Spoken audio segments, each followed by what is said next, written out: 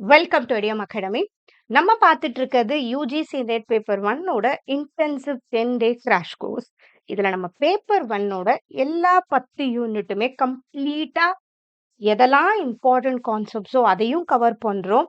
கூடவே 5 unit complete பண்ண உடனே நம்ம எம்சிக்யூ பிராக்டிஸ் இப்ப நடந்த ஜூன் 2025 கொஸ்டின்ஸ் அப்புறம் ஆகஸ்ட் 2024 ஸோ ரீசன்ட் பிவைக்யூஸ்ல இதுல நம்ம டிஸ்கஸ் பண்ணியிருக்கோம்.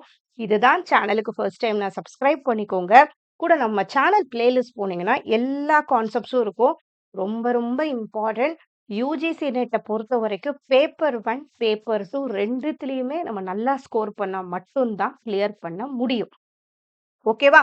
ஸோ இப்போ டைம் டேபிளும் ரிலீஸ் ஆயிடுச்சு. நமக்கு என்னைக்கு எக்ஸாம்னு தெரியும். கொஞ்சம் சீரியஸா ஃபோக்கஸ் பண்ணுங்க. ரொம்ப இம்பார்ட்டன்ட். ஸோ நம்ம இன்னைக்கு பார்க்க போறது டே 9 unit 5 unit 7 unit 5 mathematical reasoning unit 7 data interpretation. So இதுல கொஞ்சம் மேத்ஸ் கான்செப்ட்ஸ் இருக்கும். அதே மாதிரி நமக்கு வர யூஜிசி நெட் பேப்பர் ஒன் மேத்ஸை பொறுத்த வரைக்கும் நமக்கு பயங்கர கஷ்டமா இருக்கவே இருக்காது. கவலையே படாதீங்க. நிறைய பேர் ஸ்கூல்ல தான் படிச்சிருப்போம், இல்லை காலேஜில் கொஞ்சம் படிச்சிருப்போம். அந்த மேத்ஸ் ஓரளவு தெரிஞ்சாலே நம்ம பேப்பர் ஒன் மேத்ஸை நம்ம மேனேஜ் பண்ண முடியும். அதே மாதிரி இல்லை மேம் எனக்கு மேத்ஸே வராதுன்னு கம்ப்ளீட்டாக மேத்ஸை ஒமிட் பண்ணால் நமக்கு இது ரிலேட்டடாக 10 கொஸ்டின்ஸ் வரும். Data interpretation mathematical reasoning. So 10 question நம்ம விட்டுட்டோம்னா நம்ம பேப்பர் ஒன் நல்ல மார்க் ஸ்கோர் பண்றது ரொம்ப கஷ்டம். அதனால அட்லீஸ்ட் ஒரு பேசிக் மேத்ஸ் மட்டும் கண்டிப்பா தெரிஞ்சிருக்கணும். அது தெரிஞ்சாலே ஒரு 5ல ஒரு 2-3 கொஸ்டின் நம்மளால மேனேஜ் பண்ண முடியும். அது ரிலேட்டடான வீடியோ தான் இது. ஓகேவா? ஸோ மேத்ஸே எனக்கு வராதுன்னா கூட கண்டிப்பா இந்த வீடியோவை கம்ப்ளீட்டா பாருங்க. எந்தெந்த டாபிக் படிச்சா ஓரளவு மேனேஜ் பண்ணலான்றதெல்லாம் நான் சொல்றேன். வீடியோவை கம்ப்ளீட்டா பார்க்கலன்னா அது இதுவே இல்லைங்க. ஒரு யூனிட்ல 5 கொஸ்டின் கேட்குறாங்க. 10 மார்க் இருக்கு. எழுத போறது காம்படிட்டிவ் எக்ஸாம். இதுக்கு அட்லீஸ்ட் ஒரு 1 ஹவர் கூட நம்ம ஸ்பெண்ட் பண்ணலன்னா நம்ம எத்தனை தடவை திருப்பி திருப்பி அட்டெம்ப்ட் எழுதிட்டே இருக்கிறது? ஒரு தடவை ப்ராப்பரா ஃபோக்கஸ் பண்ணோம்னா மட்டும்தான் முடியும். அதே மாதிரி இப்ப படிக்கிறோம், எழுதுறோம், இல்லன்னா நம்ம பிஒய்க்யூஸ் அட்டெண்ட் பண்றோம்னா, அதுக்கு ஒரு கான்சன்ட்ரேட் பண்ணி கொஸ்டின் படிக்கணும். புரிஞ்சா மட்டும் தான். வேற ஒரு வேலை செஞ்சுக்கிட்டே அப்படியே காதுல வாங்கிட்டே படிக்கிறேன் மேம், இப்படி படிக்கிறேன். நோ. அதெல்லாம் காம்படிட்டிவ் எக்ஸாம்க்கு செட்டே ஆவாது. ஒரு இடத்துல உட்காந்து பொறுமையா ரிலாக்ஸ் பண்ணிக்கோங்க. என்ன பொறுத்தவரைக்கும் படிக்கிறது கூட ஒரு தெரப்பி மாரி தான். அத ஒரு ஸ்ட்ரெஸ் பண்ணிக்காம ஒரு ரிலாக்ஸா, ஒரு ரிலாக்ஸ் மைண்ட்ல படிச்சீங்கன்னா, அது நெறைய நம்மள ஹீல் பண்ணும். படிக்கிறது கூட. ஓகேவா? ஸோ, இவ்ளோ நாள் படிக்கல மேம், இப்பதான் ரிவிஷன் பண்றேன்னா கூட பரவால்ல. இருக்கிற அந்த கொஞ்ச நாள எஃபெக்டிவா யூஸ் பண்ணிக்கோங்க. மேத்ஸ கண்டிப்பா விடாதீங்க. பேசிக் மேத்ஸ் தெரிஞ்சா மட்டும் தான் இந்த 2 யூனிட்ல ஓரளவு நம்ம மேனேஜ் பண்ண முடியும். வீடியோவ கம்ப்ளீட்டா பாருங்க. இல்லன்னா அது ஒண்ணுமே இல்ல, வொர்த்தே இல்ல. ஏன்னா நெறைய டாபிக்ஸ் இருக்கு. 1 ஹவர் கூட ஒரு ஸ்ட்ரெச்சா பார்க்க முடியலன்னா, எப்படி போய் அங்க 3 மணி நேரம் நம்ம எக்ஸாம் எழுத போறோம்? 3 மணி நேரம் கொஸ்டின் படிச்சு 150 கொஸ்டின் அட்டெண்ட் பண்ண போறோம். அந்த அளவுக்கு ஒரு பேஷன்ஸ் வளரணும்னா, ஃபர்ஸ்ட் நம்ம அதெல்லாம் வளர்த்துக்கணும். கொஞ்சம் கொஞ்சமா அந்த பிரெயின் அதுக்கேத்த மாரி பழக்கறதும் இம்பார்ட்டன்ட். இல்லையா? இப்ப இருக்க அந்த ரீல்ஸ் அது எல்லாத்துலயும் நமக்கு அந்த பேஷன்ஸ்ன்றது கம்மியாயிட்டே போகுது. ஸோ அது இந்த காம்படிட்டிவ் எக்ஸாம்க்கு சரி கிடையாது. நம்ம தான் நம்மள நெறைய பில்ட் பண்ண வேண்டியது இருக்கு. ஓகேவா? ஸோ இப்ப டே 9 யூனிட் 5, யூனிட் 7 நம்ம பார்க்கலாம். அப்புறம் கடைசியா ஒரு 5 யூனிட் இந்த 5, 7, 8, 9, 10ஓட பிஒய்க்யூ பிராக்டிஸ் ரீசன்ட் பிஒய்க்யூஸ் பார்க்கலாம். ஓகே. ஸோ கொஞ்சம் படிங்க. என்னதான் பேப்பர் 2ல ஸ்ட்ராங்கா இருந்தாலும் 100ல ஒரு 75 to 80 கொஸ்டின்ஸ் அட்டெண்ட் பண்ணாலும், மீதி இருக்க 25 to 30 கொஸ்டின்ஸ் பேப்பர் 1ல அட்டெண்ட் பண்ணா மட்டும் தான் யுஜிசி நெட் கிளியர் பண்ண முடியும். இதுதான் உண்மை. ஓகேவா? ஸோ ஜஸ்ட் லைக் தட் ஒரு எக்ஸாம் கிடையாது. இதுவும் காம்படிட்டிவ் எக்ஸாம். காம்படிட்டிவ் எக்ஸாம் நம்ம எவ்ளோ படிக்கிறோமோ அதையும் தாண்டி சம்டைம்ஸ் கேட்பாங்க. படிச்சதே கம்மியா இருந்தா எப்படி அங்க நம்ம அட்டெண்ட் பண்ண முடியும்? ஸோ கொஞ்சம் நல்லா படிங்க. ஓகே. ஸோ இது நம்ம YouTubeல அதே மாரி நமக்கு ஆப் இருக்கு. இந்த பிடிஎஃப்ஸ்லாம் வேணும்னா நம்ம ஆப் லிங்க் குடுத்துருக்கோம். டிஸ்கிரிப்ஷன்ல அத டவுன்லோட் பண்ணி இந்த பிடிஎஃப்ஸ்லாம் வேணும்னா நீங்க வாங்கிக்கலாம். கூடவே இதுல ஒரு ஜூன் 2025 அந்த மார்க் பேப்பர சிபிடி மோட்ல அட்டெண்ட் பண்றதுக்கு நம்ம அதுல அப்லோட் பண்ணியிருக்கோம். ஸோ அதையும் நீங்க பிராக்டிஸ் பண்ணி பார்க்கலாம். சிபிடி மோட்னா நம்ம எப்படி யுஜிசி நெட் எக்ஸாம் எழுத போறோம்? டைம் அங்க ஓடிட்டே இருக்கும். கம்ப்யூட்டர்ல அட்டெண்ட் பண்ண போறோம் இல்லையா? அதே மாதிரி ஒரு ரியல் டைம் பிராக்டிஸ் இது குடுக்கும். இதுதான். ஓகேவா? ஸோ கண்டிப்பா உங்களுக்கு ரொம்ப யூஸ்ஃபுல்லா இருக்கும். நம்ம கஷ்டப்பட்டா தான் கிடைக்கும். படிச்சா தான் மார்க் எடுக்க முடியும். இதுதான் உண்மை. எல்லாத்துக்குமே ஸ்மார்ட் வே தேவைப்படும். எல்லாத்துக்கும் ஷார்ட் கட்ஸ் கிடையாது. சில இடத்துல நம்ம கொஞ்சம் படிக்கணும். பட் ஸ்மார்ட் ஒர்க் பண்ணலாம். தப்பு இல்ல. ஆனா எல்லாமே டக்கு டக்குன்னு பண்ணிட முடியாது. 10 நாள்ல ஒரு கிராஷ் கோர்ஸ்ல எல்லாம் படிச்சிட முடியாது. கண்டிப்பா முடியாது. பட் மேக்ஸிமம் நம்ம போடுற எஃபோர்ட் வேல்யூ பண்ணி கொஞ்சம் யூஸ் பண்ணிக்கோங்க. அவ்வளவுதான். ஸோ இந்த கிராஷ் கோர்ஸ் நீங்க YouTubeல பார்க்கணும். இதுல எல்லா கான்செப்ட்ஸும் நம்ம சொல்றோம். மேக்ஸிமம் ஷார்ட்டா சொல்றோம். இல்லையா? பட் அத அழகா புரிஞ்சு கொஸ்டின் அட்டெண்ட் பண்றது உங்க கையில இருக்கு. அதுக்கான பிராக்டிஸும், ஒரு அண்டர்ஸ்டாண்டிங், உண்மையாலுமே ஒரு புத்திசாலித்தனம் எல்லாமே தேவை ஒரு காம்படிட்டிவ் எக்ஸாம். ஓகே. ஸோ அது எல்லாமே இந்த பிளேலிஸ்ட்ல நம்ம எல்லாம் பண்ணியிருக்கோம். நம்ம சேனல்ல போனீங்கன்னா பிளேலிஸ்ட் வீடியோ இருக்கும். வீடியோவ பார்த்து நோட்ஸ் எடுத்து நான் எழுதிக்கிறனாலும் பிரச்சனை இல்ல. எழுதிக்கோங்க. இல்ல பிடிஎஃப் வேணாலும் நீங்க 400 குடுத்து பர்ச்சேஸும் பண்ணிக்கலாம். ஓகே. ஸ்டார்ட் பண்ணிடுவோமா? ஸோ இதுல எல்லா யூனிட்ஸும் நம்ம எல்லாம் முடிச்சிருக்கோம். இன்னைக்கு ரிமைனிங் 2 யூனிட் 5 அண்ட் 7 பார்க்க போறோம். ஸோ 2மே மேத்ஸ் ரிலேட்டட். அதனால தான் நம்ம கடைசியா பார்க்குறோம். ஓகேவா? ஸ்டார்ட் பண்ணிடுவோமா? இப்போ unit 5 mathematical reasoning first June 2025 இப்ப ரீசெண்டா எப்படி கொஸ்டின்ஸ் கேக்குறாங்கன்னு தெரிஞ்சாதான் என்ன ட்ரெண்ட்ல நம்ம வருதுன்றது தெரியும் இல்லையா? ஃபர்ஸ்ட் மொத்தம் 5 கொஸ்டின்ஸ் வரும். நமக்கு மேத்ஸ்ல 10 மார்க் இருக்கு. ரைட்டா? சோ எப்படி எடுக்க போறோம்? இந்த மாதிரி ஃபர்ஸ்ட் ஒரு கொஸ்டின் கேட்டிருக்காங்க. What is the sum of the first 14 terms of the following series? இந்த வீடியோல வேற என்ன மேம் இருக்குன்னா, முதல்ல நம்ம ஜூன் 2025 பார்ப்போம். அதுக்கப்புறமா பேசிக்ஸ் எல்லாமே பின்னாடி இருக்கு. முதல்ல எப்படி வருதுன்றது மைண்ட் செட் பண்ணிக்கலாம். இதுக்கு நம்ம என்னலாம் தெரிய வேண்டியது இருக்குன்றது தெரிஞ்சுக்கிட்டு, அதுக்கப்புறம் நம்ம பேசிக்ஸ் கொஞ்சம் படிச்சுருவோம். அதுக்கப்புறம் நீங்க ஓரளவு கனெக்ட் ஆயிடுவீங்க. நீங்க அதுக்கப்புறம் உங்ககிட்ட இருக்க நோட்ஸ்ல எதனா மேத்ஸ் சம்ஸ் இருந்தா, இப்ப இருக்கிற நாள் கொஞ்சம் டைம் ஒதுக்கி அந்த சம்ஸ்லாம் கொஞ்சம் பண்ணுங்க. புதுசா நான் எதையும் கத்துக்க சொல்ல. பட் நம்ம கத்துக்கிட்டது நெறைய விஷயம் இருக்கு. அதுலருந்து தான் வரும். அத கொஞ்சம் அப்படியே ரிவைஸ் பண்ணி பாருங்க போதும். ஓகேவா? சோ இந்த மாரி இப்ப அடிக்கடி கேட்கறாங்க. What is the sum of the first 14 terms of the following series? இது என்னன்னா, sum of the natural numbers நம்ம படிச்சிருப்போம். n+1 அந்த மாரிலாம் படிப்போம் இல்லையா? அதுதான். இதுல இவங்க இப்படி கூட அதுல ஸ்கொயர்ன்னு வரும், கியூப்ன்னு வரும். அதுக்கு ஃபார்முலாஸ் இருக்கு. அதெல்லாம் நான் பின்னாடி ஆட் பண்ணியிருக்கேன் சொல்றேன் நான். சோ இந்த மாரி கேட்கறாங்க. ஆக்சுவலா இதுல என்ன கேட்கறாங்கன்னா, இந்த மாரி ஸ்டார்ட் பண்றதுல 14 டெர்ம் ஸ்கொயர் பண்ணி அத ஆட் பண்ணா என்ன வேல்யூ வரும்னு கேட்கறாங்க. மேம் நான் மேத்ஸ்ல ஸ்ட்ராங்கா இருக்கேன்னா, இதெல்லாம் டக்கு டக்குன்னு பண்ணுங்க. இல்லன்னா எல்லாத்தையும் முடிச்சுட்டு கடைசியா மேத்ஸ் பண்ணுங்க. ஓகேவா? ஆனா மேத்ஸ விடக்கூடாது. அதான் important. Okay. So 2 square to 15 square வரைக்கும் மொத்தம் 14 டெர்ம்ஸ் இருக்கு. அதோட ஸ்கொயரோட அடிஷன் கேட்டிருக்காங்க. இதுக்கு நமக்கு ஃபார்முலா இருக்கு. n+1 2n+1/6. ஆனா இந்த நேச்சுரல் நம்பர்ஸ் எல்லாமே 1ல தான் ஸ்டார்ட் ஆகும். ஹோல் நம்பர்ஸ்ல 0ல ஸ்டார்ட் ஆகும். சோ இதோட formula 1 square plus 2 square plus n square வரைக்கும் இருக்கு. சோ இதுதான் அதோட ஃபார்முலா. இது தெரிஞ்சிருச்சுன்னா இத நம்ம பண்ணிடலாம். ஓகேவா? பட் இதுல ஒரே ஒரு ட்ரிக்கி என்னன்னா, இங்க 2ல ஆரம்பிச்சதுனால கடைசியா அந்த 1ங்கிறத வச்சு தானே இந்த ஃபார்முலா பண்றோம். அத பண்ணிட்டு -1 நம்ம இங்க பண்ணிரணும் கடைசியா. அவ்வளோதான். இதே தான் பண்ணியிருக்கோம். அதே ஃபார்முலா. இப்ப n என்னது? மொத்தம் 15 தான் n இங்கன்னா, அத வச்சு தான் நான் பண்றேன். 15, 15+1, 2 இன்டூ 15+1/6 அதே ஃபார்முலா தான். இங்க n என்னது? கடைசியில 15. ஓகேவா? அந்த டெர்ம வச்சு தான் இங்க நான் பண்றேன். ஓகே. எண்ண வச்சுக்கணும். மொத்தம் எத்தன நம்பர்ஸ் இருக்கு? 15ல முடியுதா? அந்த எண்ண வச்சுக்கோங்க. மொத்தம் எத்தன நம்பர்ஸ் இருக்குது? அத வச்சு 15, 15+1 அதுக்கப்புறம் பை 6. ஓகேவா? அதே மாரி இதுல எல்லாமே சீக்வென்ஸ்ல தான் போகுது. ஓகே. அந்த சீக்வென்ஸ் அதுல இருக்கு. 2, 3, 4, 5 அதுவும் தெரியணும். அதுக்கப்புறம் 1ங்கிறது நமக்கு தேவையில்லல்ல. அதனால அந்த -1 நான் பண்றேன். கடைசியா எனக்கு ஆன்ஸர் 1239 வருது. ஓகே. ஸோ இந்த மாதிரி பின்னாடி இதோட பேசிக்ஸ் பார்ப்போம். எப்படி வருதுன்றதை இப்ப நம்ம பார்த்துருவோம். ஸோ இந்த மாரி சம்ஸ் அடிக்கடி வருது. அடுத்தது நெக்ஸ்ட் நம்ம மேத்ஸ்ல தெரிஞ்சுக்க வேண்டியது simple interest and compound interest. தனி வட்டி, கூட்டு வட்டின்னு படிச்சிருப்போம் இல்லையா? தனி வட்டி என்ன பண்ணும்? இப்ப 5% 5%. இப்ப 100க்கு 5% என்னது? 5 தான். இல்லையா? அதுதானே 5 இப்ப நம்ம 1 வருஷம் கழிச்சு நமக்கு எவ்வளவு வரும்? ₹105 வரும். அதுதான் நம்ம தனி வட்டின்னு சொல்றோம். கூட்டு வட்டி என்ன பண்ணும்? இப்ப 2 வருஷத்துக்கு நான் போடுறேன்னா, ₹100க்கு 5%னா 105. 2வது வருஷம் என்ன பண்ணும்? அந்த 105க்கு 5% அந்த மாரி வரும். புரியுதா?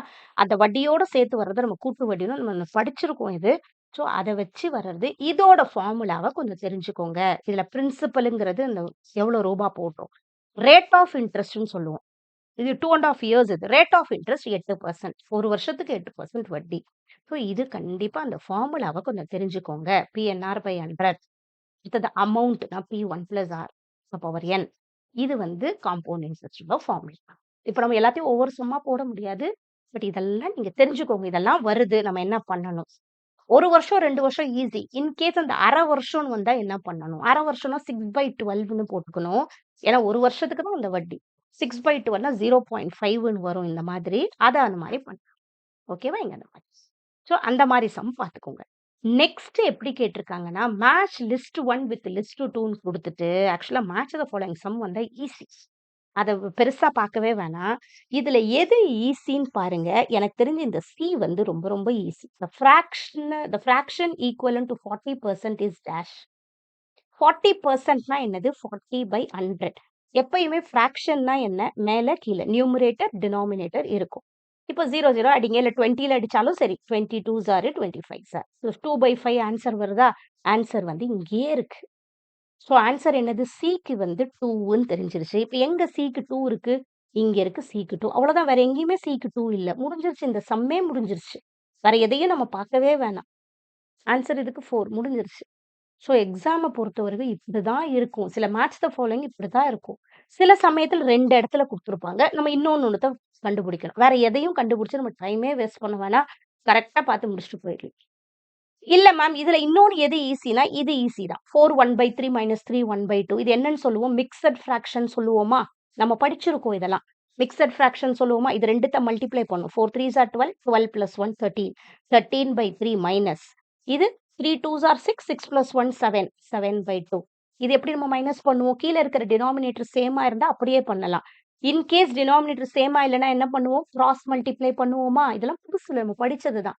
13 2s are 26 minus 21/3 2s are 6. அப்போ 5/6 ஆன்சர் வருதா? 26 - 21 5/6. அப்ப 5/6 எங்க இருக்கு? இங்க இருக்கு. அப்போ பிக்கு 3 வருது.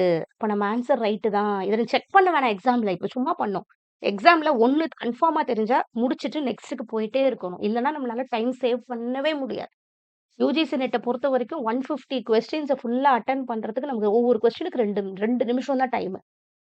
நமக்கு 3 மணி நேரம் தான். 2 நிமிஷம் கூட இல்ல. அதுக்கேத்த மாரி நீங்க தான் கரெக்ட்டா பார்த்து பண்ணிக்கணும். ஓகேவா? ஸோ அந்த சம் அவ்வளதான். வேற மத்ததெல்லாம் அங்க எப்படி குடுத்துருக்காங்க? இந்த மாரி குடுத்துருக்காங்க. டெசிமல்ஸ்ல குடுத்துருக்காங்க. அடுத்தது numerator of the fraction is increased by 25% and the denominator is increased by 50% leading to the value of 5/3 the original fraction is. இதுல எல்லாமே கொஞ்சம் ஃபிராக்ஷன்ல தான் வந்திருக்கு. ஸோ ஃபிராக்ஷன் கொஞ்சம் இம்பார்ட்டன்ட். லைட்டா பார்த்துக்கோங்க. இந்த மாரி வந்துச்சுன்னா ஈஸியா இருக்கிறத வச்சு ஆன்சர் கண்டுபிடிச்சிருங்க. அடுத்தது 4த் கொஸ்டின் எப்படி கேட்டிருக்காங்க? ஐடென்டிஃபை த கரெக்ட் ஸ்டேட்மென்ட்ன்னு கேட்டிருக்காங்க. ஓகேவா? இதுல இத பார்க்கும்போது ஐயோ! ரூட்லாம் வருது. மேம் எனக்கு அவ்வளவு தெரியாது. விட்டுருங்க. 2வது இத பாருங்க. இது உங்களுக்கு புரியுதா? 1/3 of 50% of 150 is greater than root 576ன்னு கேட்டிருக்காங்க. ஓகேவா? இது எனக்கு ஓரளவு அங்க நம்ம உண்மையாவே பதட்டமா இருக்கும் சம்டைம்ஸ். டைம் போயிட்டே இருக்கும் அந்த சைடு கொஞ்சம். பட் இத பார்க்கும்போது என்ன 1/3 ஆஃப் 50% ஆஃப் 150னா 150 ஓட 50% என்னது? 75. 75 ஓட 1/3 என்னது? 75/3 என்னது? 25. ஓகேவா? Is greater than root 576. Root 576 என்ன வரும்? டக்குன்னு மேம் எனக்கு ஞாபகமே வரலனா கூட, இங்க நம்ம 6ல முடிஞ்சா ஏதோ ஒண்ணு 4ல முடியறது தான் வரும். ஏன்னா 4 4s ஆர் தான் நமக்கு 16. இல்லையா? அப்ப 24 வருமா? இல்ல மேம்னாலும் டக்குனு 24 × 24 பண்ணி பார்த்துருங்க. ஸோ 24 வரும். என்ன கேட்டிருக்காங்க? Is greater than. அப்பன்னா 25 இஸ் கிரேட்டர் தேன் 24ஆ? ஆமா. அப்பன்னா இது ரைட் தான். அப்ப பி ரைட் தான். இன்கேஸ் எக்ஸாம்ல என்ன பண்ணுங்க, இத பாருங்க. எல்லா இடத்துலயும் பி இருக்கு. அப்ப பிய கூட பண்ணவே வேணாம். ஓகேவா? இப்ப நான் பண்ணது கூட பண்ண வேணாம். எக்ஸாம்ல வந்து 4த்துலயுமே அந்த ஆப்ஷன் இருந்தா, அந்த ஆப்ஷனையே பார்க்காதீங்க. விட்டுருங்க. நெக்ஸ்ட் பாருங்க. ஓகேவா? நெக்ஸ்ட் இதுல ரொம்ப கொஞ்சம் ஈஸியானது இதுதான். இது ரேங்கிங்ல வரும். டாப்லருந்து இவங்க இந்த ரேங்க்ல இருக்காங்க. பாட்டம்லருந்து இந்த ரேங்க்ல இருக்கிறாங்க. இதுக்கு ஒரு ஃபார்முலா இருக்குது. அவ்வளவுதான். அது ரொம்ப ஈஸி அது ஆக்சுவலா. அத மட்டும் ஃபர்ஸ்ட் படிச்சுட்டு அப்ப வருவோம். இப்போ டாப்லருந்து இவங்க இந்த ரேங்க்ல இருக்கிறாங்க. பாட்டம்லருந்து இந்த ரேங்க்ல இருக்கிறாங்க. டோட்டல் எத்தன பசங்க? அந்த மாரி கேட்டாங்கன்னா, total is equal to top plus bottom -1. இது எதுல வரும்னா ரேங்கிங்ல வரும். இத மாரி நமக்கு இது இம்பார்ட்டன்ட்டானது இருக்கு மேத்ஸ்ல. ஓகேவா?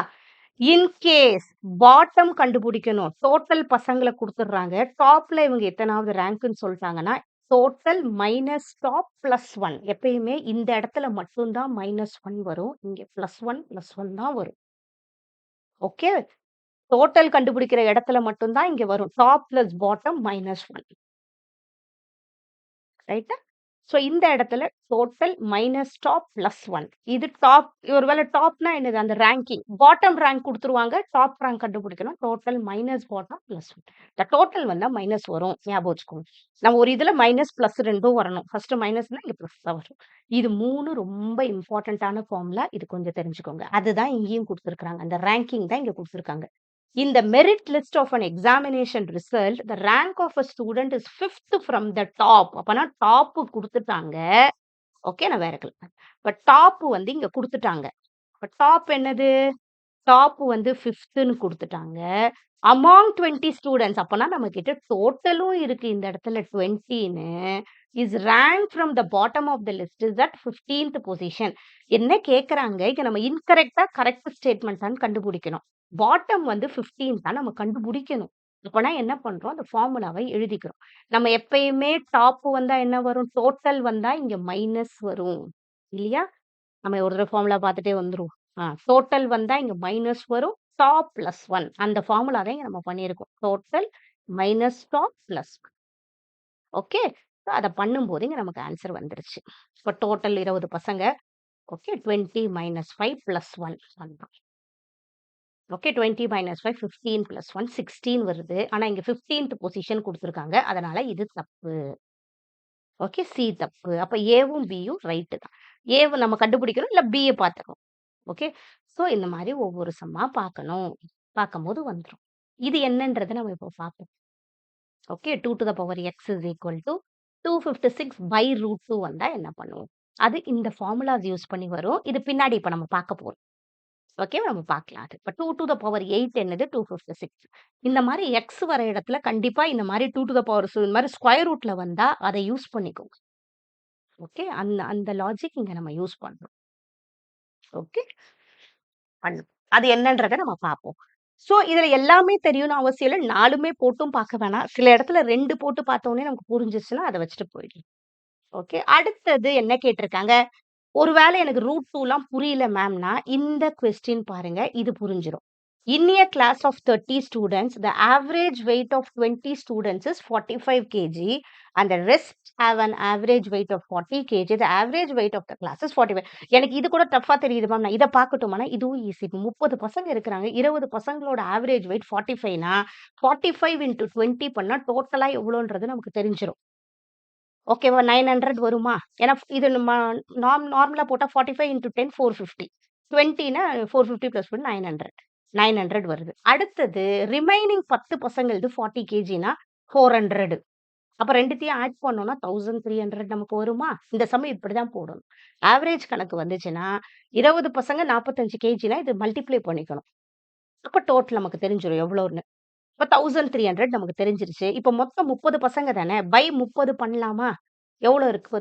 பண்ணோம்னா 3 4s are 12 இந்த மாரி வரும். மீதி 1 இருக்கு. அதுக்கப்புறம் 3 3s are 9 இங்க 43 வந்துருச்சு. இங்க ஆனா 42.5 தான் குடுத்துருக்காங்க. அப்ப இதுவும் ராங்கு. ஓகேவா? என்ன கேட்டிருக்காங்க? கரெக்ட் ஸ்டேட்மெண்ட் தான். அப்பன்னா டியும் ராங் தான். அப்பன்னா இதுவும் ஆன்ஸரே கிடையாது. ஸோ எக்ஸாம்ல இந்த மாரி வரும்.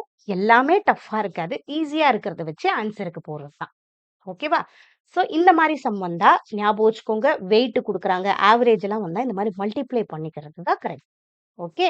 நெக்ஸ்ட் 5th கொஸ்டின் எப்படி இத வாட்டி குடுத்துருக்காங்கன்னா, arrange the areas for following shapes in descending ஆர்டர்ன்னு குடுத்துட்டாங்க. ஓகேவா? பட் இத பொறுத்தவரைக்கும் நமக்கு கொஞ்சம் ஃபார்முலாஸ் தெரிஞ்சிருக்கணும். ஆனா இது ஈஸி தான். நம்ம ஏரியா ஆஃப் அ சர்க்கிள் பத்திலாம் நம்ம பார்க்குறோம்ல. பை ஆர் ஸ்கொயர் இல்லையா? அதெல்லாம் நமக்கு தெரியும்ல. பெரிமீட்டர் அது மட்டும் கொஞ்சம் தெரிஞ்சுக்கோங்க. சர்க்கிள், ஸ்கொயர் அந்த மாரி சின்ன சின்னது தெரிஞ்சுக்கோங்க. இல்ல மேம் எனக்கு டைம் இருக்குன்னா, இந்த ஃபார்முலாஸ கொஞ்சம் தெரிஞ்சுட்டு போங்க. இப்ப கேட்கறாங்க. சிலிண்ட்ரிக்கல் வயர், எனக்கு எதுவுமே தெரியாதனால ஏரியா ஆஃப் அ சர்க்கிள் வச்சு பண்ணிக்கோங்க. நம்ம இது படிச்சிருக்கோம் இல்லையா? டயாமீட்டர் 7 சென்டிமீட்டர்னா ரேடியஸ் எவ்வளோ? 3.5. இதோட பாதி தான் ரேடியஸ்ன்னு நம்ம சொல்றோம். இப்ப பை ஆர் ஸ்கொயர் பண்ணுவோம் இல்லையா? அதுதான் இது. பட் இது கொஞ்சம் பெரிய சம்மு தான். பொறுமையா பார்த்து போடுனா ஈஸியா இருக்கும். ஆனா இதுக்கு கொஞ்சம் நமக்கு ஃபார்முலாஸ் தெரியணும். இப்ப இந்த இடத்துல கொஞ்சம் கான்சன்ட்ரேட் பண்றாங்க. அட்லீஸ்ட் ஒரு 2, 3 ஃபார்முலாஸ் கொஞ்சம் தெரிஞ்சுட்டு போங்க. ஓகேவா? 3டி ஷேப்ஸ். நம்ம 3டி ஷேப்ஸ் எல்லாமே கொஞ்சம் தெரிஞ்சுக்கோங்க. 3டி ஷேப்ஸ்னா என்ன சொல்லுவோம் நம்ம? கியூபு, கியூபாய்ட், சிலிண்டர், கோன் இதெல்லாம் 3டின்னு சொல்லுவோம். ஓகேவா? 2டி ஷேப்ஸ்ங்கிறது என்னன்னு சொல்லுவோம்? ஸ்கொயர், ரெக்டாங்கிள், சர்க்கிள் இதெல்லாம் 2டி ஷேப்ஸ். இதுல ஹைட்லாம் இருக்காது. ஓகே. இது 3டி ஷேப். 3டி ஷேப்ல தான் நமக்கு வால்யூம் இருக்கும். சர்ஃபேஸ் ஏரியா அதெல்லாமே நம்ம சொல்லுவோம். ஓகே. ஸோ இதோட ஃபார்முலாஸ் கண்டிப்பா தெரியும். ஏரியா ஆஃப் எ ரோம்பஸ் இது கேட்டிருக்காங்க இந்த வாட்டி. ஓகே. பட் இதுல நமக்கு ஈஸியானது இது ஒண்ணு தான். Area of a circle pi r square. அதோடது தான் இங்க பண்ணியிருக்கோம் நம்ம. 30 இது 4மே நம்ம பண்ணா மட்டும் தான் அங்க டிசெண்டிங் ஆர்டர் பண்ண முடியும். இது கொஞ்சம் லைட்டா டைம் கன்சியூம் ஆகும். ஓகே. பட் ஈஸியா இருக்கிறத விடாதீங்க. 5 கொஸ்டினும் பண்ணலனாலும், அட்லீஸ்ட் இதுல ஒரு 2, 3 கொஸ்டின் நம்ம ட்ரை பண்ணலாம். அதுதான். ஓகேவா? சரி. இப்ப மேம் நமக்கு இதே தான் வருமா? இல்ல. நமக்கு மொத்தம் 85 ஷிஃப்ட் எப்படி வேணா மாறும் கொஸ்டின்ஸ். இது ஒரு ஷிஃப்ட்ல கேட்ட கொஸ்டின். ஒரு ஷிஃப்ட்ல ஆல்பபெடிக் சீரிஸ்லாமும் கேட்பாங்க. கேட்டிருக்காங்க. ஓகேவா?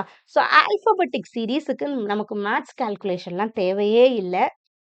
ஆல்பபெடிக் சீரிஸ பொறுத்தவரைக்கும், நமக்கு இந்த மாதிரி ஏபிசிடிய நம்பர் போட எழுத மட்டும் தெரிஞ்சா போதும். இந்த மாரி எழுதிக்கோங்க. எப்படி உங்களுக்கு ரஃப் ஷீட் குடுக்குறாங்கல்ல, இந்த மாரி எழுதி வச்சுக்கோங்க. என்க்கு அப்புறம் ஓபி, கியூஆர், எஸ்டி. இந்த நம்பர்ஸ் எழுதி வச்சுட்டு, இத யூஸ் பண்ணி இந்த கால்குலேஷன் பண்ணா போதும். இப்ப இதுக்கு நம்ம மைண்ட் கால்குலேஷன்லயும் பண்ணலாம். ஒண்ணும் பெரிய விஷயம் கிடையாது. இங்க இது வந்து 2019ல கேட்டது. நடுவுல பாருங்க ஏ இருக்கு, பி இருக்கு, சி இருக்கு, டி இருக்கு. அப்பன்னா நடுவுல கண்டிப்பா தான் வரும். இந்த எங்க வருது? இதுல வருது, இதுல வருது. அவ்வளவுதான். இது 2த்துல தான் ஏதோ ஒண்ணு ஆன்சர் இருக்க போது. நெக்ஸ்ட் இந்த இடத்துல நம்ம பார்த்துட்டே வருவோம். ஜே இருக்கு, கே, எல், எம் அப்பன்னா நெக்ஸ்ட் என் தானே வரும். அப்ப என் இதுதான் ஆன்சர். அவ்வளவுதான். இந்த லாஜிக்லயும் போயிரலாம். நடுவுல இருக்கிறத பார்த்துக்கோங்க. இல்ல பின்னாடி இருக்கிறது, எது நம்மளுக்கு கரெக்ட்டா கண்ல படும். அத வச்சு ஆன்சர் பண்ணுங்க. அடுத்தது கோடிங் நம்ம சொல்லுவோம். இந்த கோடிங் இது 2022ல கேட்ட கொஸ்டின். கோடிங் இந்த மாரி சம்ஸும் வரும். இதெல்லாம் வந்து இப்பதான் கேட்டாங்க, இப்ப கேட்க மாட்டாங்கன்னு சொல்ல முடியாது. இதெல்லாம் மேத்ஸ பொறுத்தவரைக்கும் எல்லாம் அதே தானே. ஸோ எது வேணா, எப்படி வேணா கேட்பாங்க. இந்த மாரி கோடிங் வந்துச்சுன்னா, இதுக்கும் இதுவும் எப்படி கனெக்ட் ஆயிருக்குன்னு நம்ம பார்த்துட்டு, அதுக்கப்புறம் இத நம்ம பண்ணணும். அவ்வளதான். அதுக்கு தான் இந்த மாரி ஆல்ஃபபெட்ஸ், நம்பர்ஸோட நம்ம எழுதி வச்சுட்டு நம்ம பண்ணணும். இது எப்படி கனெக்ட் ஆயிருக்குன்னா, மதரும் இதுவும் 2, 2 ஆல்ஃபபெட் கூட்டியிருக்காங்க. எம்என்ஓ, ஓபிக்யூ ஓகேவா? டியூவி அந்த மாதிரி. இந்த மாரி கூட்டியிருக்காங்க. அவ்வளதான். அப்ப இங்க அதே மாரி கூட்டணும். பிலருந்து 2 போகுது. பிலருந்து 2 6 அந்த மாரி. ஸோ எப்படி வேணா கோடிங் கனெக்ட் ஆகும். இந்த மாரி கூட இருக்காது. சம்டைம்ஸ் ஒண்ணு பின்னாடி போகும். சப்ட்ராக்ஷன் மாரி கூட போகும். 4 நம்பர் தள்ளி போகும். 4 போகும். எப்படி வேணா போகும். கோடிங்க பொறுத்தவரைக்கும். இந்த மாரியும் நமக்கு இருக்கு. ஆனா இப்படி ஆல்ஃபபெட்ஸ் எழுதி வச்சுக்கிட்டா ஈஸியா இருக்கும். நம்ம போனோனே நமக்கு ரஃப் ஷீட் குடுத்து டைம் இருந்தா இது எழுதி வச்சுக்கலாம். ஓகே. அவங்களே குடுப்பாங்க ரஃப் ஷீட்டு. இதுல எழுதி வச்சுக்கலாம். நெக்ஸ்ட் யுஜிசி நெட் 2020 கோடிங்ல இந்த மாரியும் நமக்கு கேட்டிருக்காங்க. ஓகே. இந்த மாரியும் கேட்டிருக்காங்க. ஓடா, பேடோ, ஃபாவோ மீன்ஸ் ஆர்டர் பேக்டு ஃபுட். இதெல்லாம் எல்லாமே எப்படி வேணா வரும். நம்ம இதுல என்ன நம்ம மெயினா பார்க்குறோம்னா, இப்ப ஆர்டர் நமக்கு இதெல்லாம் புரியுது. பட் சில இடத்துல இந்த வேர்ட் ரிப்பீட் ஆவுதுல்ல, அப்ப அந்த வேர்ட பார்க்கணும் நம்ம இதுல. அப்பனா இங்கேயும் ஃபாவ் இருக்கு, இங்கேயும் ஃபா. அப்பனா ஃபுட்டு தான் இங்க ஃபா. அந்த மாரி நம்ம கனெக்ட் பண்ணிக்கணும் அந்த இடத்துல. அப்ப ஃபுட்டு தான் ஃபா.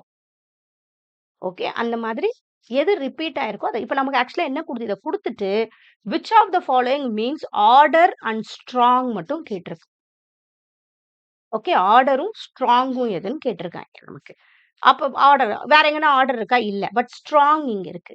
அத வச்சு நம்ம கனெக்ட் பண்ணணும். இப்ப ஸ்ட்ராங் எங்க இருக்கு? யாவ், மவ், சீஸ்.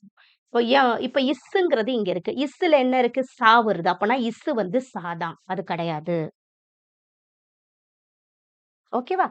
ஸோ அந்த மாதிரி கனெக்ட் பண்றது இது. இப்ப சீட்டோங்கிறது இங்க சாங். Sorry strong. ஓகே. இங்க மேன் ஏன்னா இங்க மேன் இருக்கு. இங்கேயும் மாவு இருக்கு, இங்கேயும் மாவு இருக்கு. அப்பன்னா மேனுங்கிறது மாவு தான். அது கிடையாது. ஓகே. ஸோ அந்த மாதிரி இத கனெக்ட் பண்ணணும். கண்டிப்பா அதுல நமக்கு ஒரு க்ளூ இருக்கும். அந்த க்ளூவ யூஸ் பண்ணி நம்ம பண்ணணும். ஓகே. இந்த மாரி கோடிங் சம் வரும். பெருசா ஒண்ணும் இல்ல. கொஞ்சம் யோசிச்சா இத பண்ணிடலாம். கண்டிப்பா ஒரு வேர்ட் இங்க 2 இடத்துல இதுவாயிருக்கும். அத வச்சு தான் நம்ம இதெல்லாம் பண்ணணும். ரைட்டா? ஸோ இது மாரி வந்தாலும் பண்ணுங்க. இந்த மாரியும் கோடிங் வர வாய்ப்பு இருக்கு. ஸோ நம்மள பொறுத்தவரை ஆல்ஃபாபெட் சீரிஸ பொறுத்தவரைக்கும் பெருசா மேத்ஸ் தெரியணும்னு இல்ல. எப்படி அது கனெக்ட் ஆயிருக்குன்னு நம்ம பார்த்துட்டு நம்ம பண்ணணும். கோடிங் அதே மாதிரி தான்.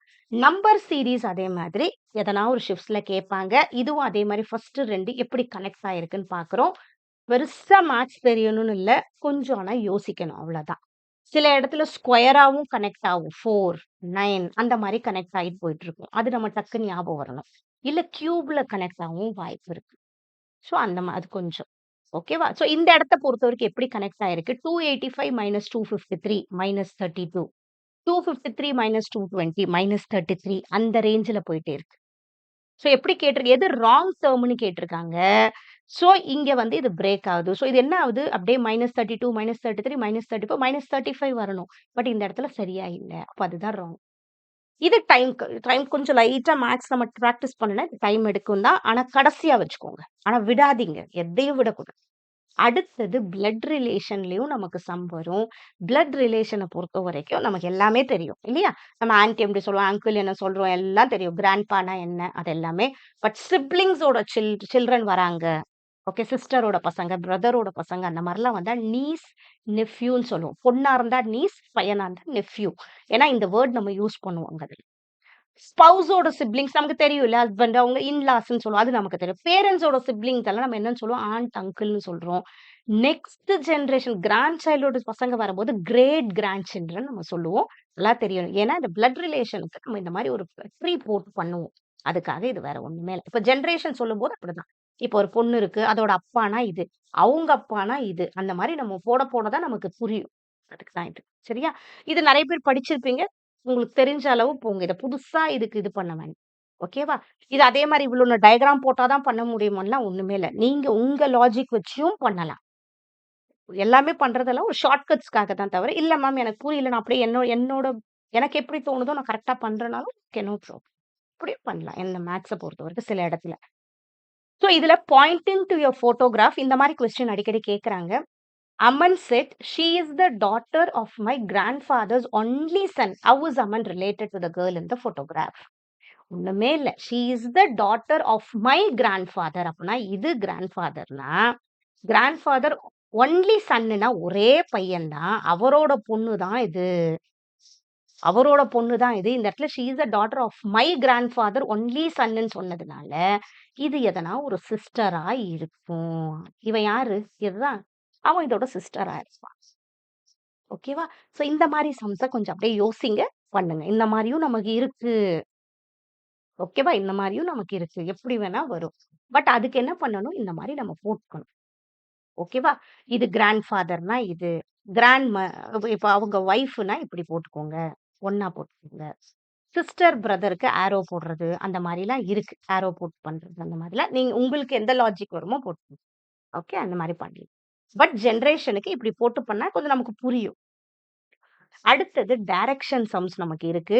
டைரக்ஷன பொறுத்தவரைக்கும் ஈஸ்ட் சைடு இங்க நம்ம எப்பயும் பண்றது. ஓகே. ஈஸ்ட் சைட்ல நின்னு நம்ம இது பண்ணும்போது சவுத் இருக்கும், நார்த் இந்த இந்த டைரக்ஷன்ஸ் கொஞ்சம் தெரிஞ்சுக்கணும். ஓகேவா? இப்ப நார்த்ல நின்னுட்டு நம்ம ரைட் சைட் நார்மலா இப்பயும் நார்த்ல நிக்கிறோம். ரைட் இருக்கும். அந்த மாரி கணக்கு. ஓகே. இது கொஞ்சம். அதே மாதிரி ஃபுல்லா இருக்க ஃபுல் டிகிரிய நம்ம என்னன்னு சொல்லுவோம்? இதுல 360 டிகிரின்னு நம்ம சொல்லுவோம். ஓகே. ஒரு சர்க்கிளோட ஃபுல் 360 டிகிரி. அதுதான் அது. இந்த சம் கேட்டாங்கன்னா, நம்ம இத மாரி வரையணும். வரைஞ்சு நம்ம பண்ணணும். இப்ப ரைட்ல நடக்குறான், லெஃப்ட்ல நடக்குறான். இப்ப நார்த்ல நடக்குறான்னா மேல இப்படி போடணும். சவுத்ல நடக்குறான்னா கீழ. ஈஸ்ட்னா இப்படி, வெஸ்ட்னா இப்படி. இது ஞாபகம் வச்சுக்கணும். அதே மாரி கிளாக் வைஸ்ல நடக்குறான்னா ரைட் டூ லெஃப்ட். நம்ம நார்மலா கிளாக் வைஸ் எப்படி கிளாக் போகுது அது. லெஃப்ட் டூ ரைட் இப்படி நடக்கிறதுக்கு ஆன்டி கிளாக் வைஸ் நம்ம சொல்லுவோம். ஓகே. ரைட் டர்ன் எடுக்குறான்னா அது கிளாக் வைஸா இருக்கும். ஓகே. லெஃப்ட் டர்ன்னா ஆன்டி கிளாக் வைஸ்ல வரும். நமக்கு எப்படி இதுல வரும்னா, இந்த மாரி சம்ஸ் வரும். Mister Arun walks 5 kilometre towards the south. எப்பயுமே சவுத்னா இப்படி பின்னாடி. ஓகேவா? And then turns to the right side. Right side அவன் திரும்புறான். அவன் இப்படி நிக்கும்போது அவனோட ரைட் சைடு. கிளாக் வைஸ்ல போற மாதிரி. And after walking 3 kilometre it turns to the left and walks அந்த மாதிரி. ஸோ இது கொஞ்சம் ஞாபகம் வச்சு இந்த மாரி சம்ஸ் வீட்ல இருந்தா போட்டு பாருங்க. ஓகே. இல்ல மேம் எனக்கு இது புரியல கிளாக்குன்னா ஜஸ்ட் யோசிச்சு பாருங்க. இங்க வந்து அவன் நிக்கிறான். ஸ்ட்ரெய்ட்டா நம்ம எதிர்க்க நிக்கிற மாரி இருப்பான் அவன். ஸ்ட்ரெய்ட்டா நிக்கும்போது அவன் ரைட் ஹேண்ட்ல என்ன இருக்கும்? இதானே இருக்கும். ரைட் ஹேண்ட்ல போறோம். ரைட் சைட்ல போறோம். நீங்களே டக்குன்னு யோசிச்சு பாருங்க. இப்ப இந்த இடத்துல நிக்கிறான். அத ஃபேஸ் பண்ணி நின்னுட்டு இருக்கான்னா, அவனோட ரைட், லெஃப்ட் எப்படி வரும்? அந்த மாதிரி. ஓகே. ஏன் இது சொல்றேன்னா, சில சமயத்துல அந்த இடத்துல நம்ம கன்ஃப்யூஸ் ஆகும்போது அந்த மாதிரி. ஓகேவா? அடுத்தது அந்த மாரி சம் கொஞ்சம் தெரிஞ்சுக்கோங்க. Next sum of natural numbers இப்ப கொஞ்சம் இம்பார்ட்டன்ட்டா கேட்கிற ஒரு கொஸ்டின். நேச்சுரல் நம்பர்ஸ்னாலே 1ல ஸ்டார்ட் ஆகுது. இதுல இருக்க இந்த ஃபார்முலாஸ கொஞ்சம் மறக்காதீங்க. Sum of first natural numbers இந்த மாரி ஜஸ்ட் ஆட் பண்ணி எந்த ஸ்கொயர், கியூப்லாம் வரலன்னா, இதுதான் அதோட ஃபார்முலா n+1/2. nங்கிறது லாஸ்ட்ல வர அந்த நம்பர். ஓகேவா? அடுத்து sum of squares of first n natural numbers இந்த மாரி ஸ்கொயர்ல வந்துச்சுன்னா n+1 2n+1/6 இது அதோட ஃபார்முலா. சம் ஆஃப் கியூப்ஸா வந்துச்சுன்னா n கியூப்ன்னு வந்துச்சுன்னா n+1/2 த ஹோல் ஸ்கொயர். நல்லா ஞாபகம் வச்சுக்கோங்க. எல்லாமே 1ல ஸ்டார்ட் ஆகுது. எங்க ஆரம்பிச்சாலும் அத பண்ணிரணும். பட் அதுல ஒரு சீக்வென்ஸ் இருக்கும். அதுக்கப்புறம் முன்னாடி இருக்கிற நம்பரையும் அதே மாரி பண்ணி அத சப்ட்ராக்ட் பண்ணிடணும். அதுதான் இங்க இருக்கு. ஓகேவா? Next sum of even numbers இந்த மாரி வருது. 2 + 4 + 6 2 இந்த மாரி வந்தா n+1 ஓகேவா? இந்த 2nல வந்து முடியுது இது. ஓகே. அது கொஞ்சம் பார்த்துக்கணும். சம் ஆஃப் ஆட் நம்பர்ஸ்னா 2n-1 இங்க பண்ணணும். இது 2 கொஞ்சம் டஃப்பா இருந்தா ஜஸ்ட் வச்சுக்கோங்க. ஹோல்ட் பண்ணுங்க. பட் மத்த 3த்தையும் விடவே விடாதீங்க. அடுத்தது அரித்மெட்டிக் ப்ராக்ரஷன் கேட்குறாங்க. ஓகேவா? அரித்மெட்டிக் ப்ராக்ரஷன்னா இதே மாதிரி வரும். 2 ஸ்கொயர்னா 4, 4 அந்த மாரி வரும். அதே மாரி இதுல போகும். அதுதான் நம்ம அரித்மெட்டிக் ப்ராக்ரஷன் நம்ம சொல்லுவோம். இப்ப 2 + 2 4, 4 + 2 6, 6 + 2 8 அதே மாரி போகுது இல்லையா? அந்த ரேஷியோலயே இன்கிரீஸ் ஆகுது இல்லையா? அததான் நம்ம அரித்மெட்டிக் ப்ராக்ரஷன் நம்ம சொல்லுவோம். இந்த மாரி வந்துச்சுன்னா, இதுல சம்முன்னு வந்துச்சுன்னா, 2 + 4 + 6 + 8 இந்த மாரி வந்துச்சுன்னா, ஏங்கிறது ஃபர்ஸ்ட் நம்பர், டிங்கிறது அதுக்கும் இதுக்கும் இருக்கிற டிஃபரன்ஸ்ன்னு சொல்லுவோம். எண்ணுங்கிறது 4. ஓகேவா? மொத்தம் எத்தன நம்பர் இருக்கு அவ்வளோதான். அந்த நம்பர வச்சு நீங்க இந்த மாரி பண்ணலாம். அரித்மெட்டிக் ப்ரோக்ரஷன் சம்ம வச்சு. ஓகே. அதோட formula Sn = n/2 2a + n-1 d. First இத கண்டுபிடிச்சிடுறோம். ஓகே. அதுக்கப்புறம் நம்ம பண்றோம். மொத்தம் எத்தன நம்பர் இருக்கு? அதோட டிஃபரன்ஸ் என்ன? டிஃபரன்ஸ்னா 4 - 2 2. ஃபர்ஸ்ட் நம்பர் வந்து a எப்பயுமே. அத வச்சு பண்ணுவோம். இதுவும் நம்ம பண்ணியிருக்கோம் ஆக்சுவலி. ஓகே. இதுலயே find the 10th term of the arithmetic progression அப்படி கேட்டாங்கன்னா, an a + n-1d இந்த ஃபார்ம். ஏங்கிறது ஃபர்ஸ்ட் டெர்ம். இது காமன் டிஃபரன்ஸ். அதோட பொசிஷன். ஓகேவா? இங்க அதே தான் பண்ணும். a + n-1d. ஓகே. இங்க எத்தனாவது n இங்க ஏன் 10 வருதுன்னா 10th டெர்ம்து கேட்டிருக்காங்க. அதனால இங்க n வந்து இங்க 10. n வந்து 10. ஓகேவா? ஸோ A 10 ஏன்னா 10th டெர்ம்ல என்ன இருக்கும்னு நம்ம கண்டுபிடிக்க போறோம். அதுதான் arithmetic progression. So A + n-1 into D போடணும். ஓகேவா? அதுதான் இங்க நம்ம போட்டிருக்கோம். Next find the sum of the first 12 terms கண்டுபிடிக்கிறோம். 12 டெர்ம்ஸ் கண்டுபிடிக்கணும். Aங்கிறது 4, 8 - 4ங்கிறது Dங்கிறது 4, Nங்கிறது 12. அந்த ஃபார்முலா நம்ம சப்ஸ்டிட்யூட் பண்ணோம்னா நமக்கு வந்துரும். A + n-1D. ஓகேவா? So sum. இதுவே geometric progression each term is obtained by multiplying the previous term by a fixed number multiply பண்ணும்போது வர்றது geometric progression நம்ம சொல்றோம் நம்ம. இது என்னன்னா 2 × 3 6. 6 3s are 18. 18 3s are 54. அந்த மாதிரி போகுது இல்லையா? அததான் நம்ம சொல்றோம். geometric progression. ஏங்கிறது இங்க ஃபர்ஸ்ட் டேர்ம், ஆறுங்கிறது காமன் ரேஷியோ. ஓகேவா? என்ன நம்பர் இங்க மல்டிப்ளை பண்றோம்? 2 × 3 அதுதான் ரேஷியோ. அதோட ஃபார்முலா an ar n-1 கொஞ்சம் ஞாபகம் வச்சுக்கணும். Geometric progression. ஓகேவா? நெக்ஸ்ட் நமக்கு இருக்கிறது ஃபிராக்ஷன்ஸ், ரேஷியோ, ப்ரொபோர்ஷன், பேசிக் கால்குலேஷன், பெர்சன்டேஜ். இது கொஞ்சம் தெரிஞ்சிருக்கணும். ஏன்னா ரேஷியோ, பெர்சன்டேஜ் தெரிஞ்சா மட்டும்தான் நம்மளால ஈவன் டேட்டா ஹேண்ட்லிங்கும் ஈஸியா பண்ண முடியும். ஓகே. நமக்கு இந்த மாதிரி கொஸ்டின் வரும் நமக்கு 5/8, 11/16. இதுல எது லார்ஜஸ்ட்னு அவங்க கேக்குறாங்க. இது எது லார்ஜஸ்ட்னு கேக்குறாங்க. ஓகே. மெயினா ஒண்ணுத்த நம்ம ஃபிராக்ஷன பொறுத்தவரை கம்பேர் பண்ணணும்னா, நமக்கு எப்பயுமே இந்த டினாமினேட்டர் கீழ சேமா இருந்தா மட்டும் தான் நம்மளால ஈஸியா கம்பேர் பண்ண முடியும்.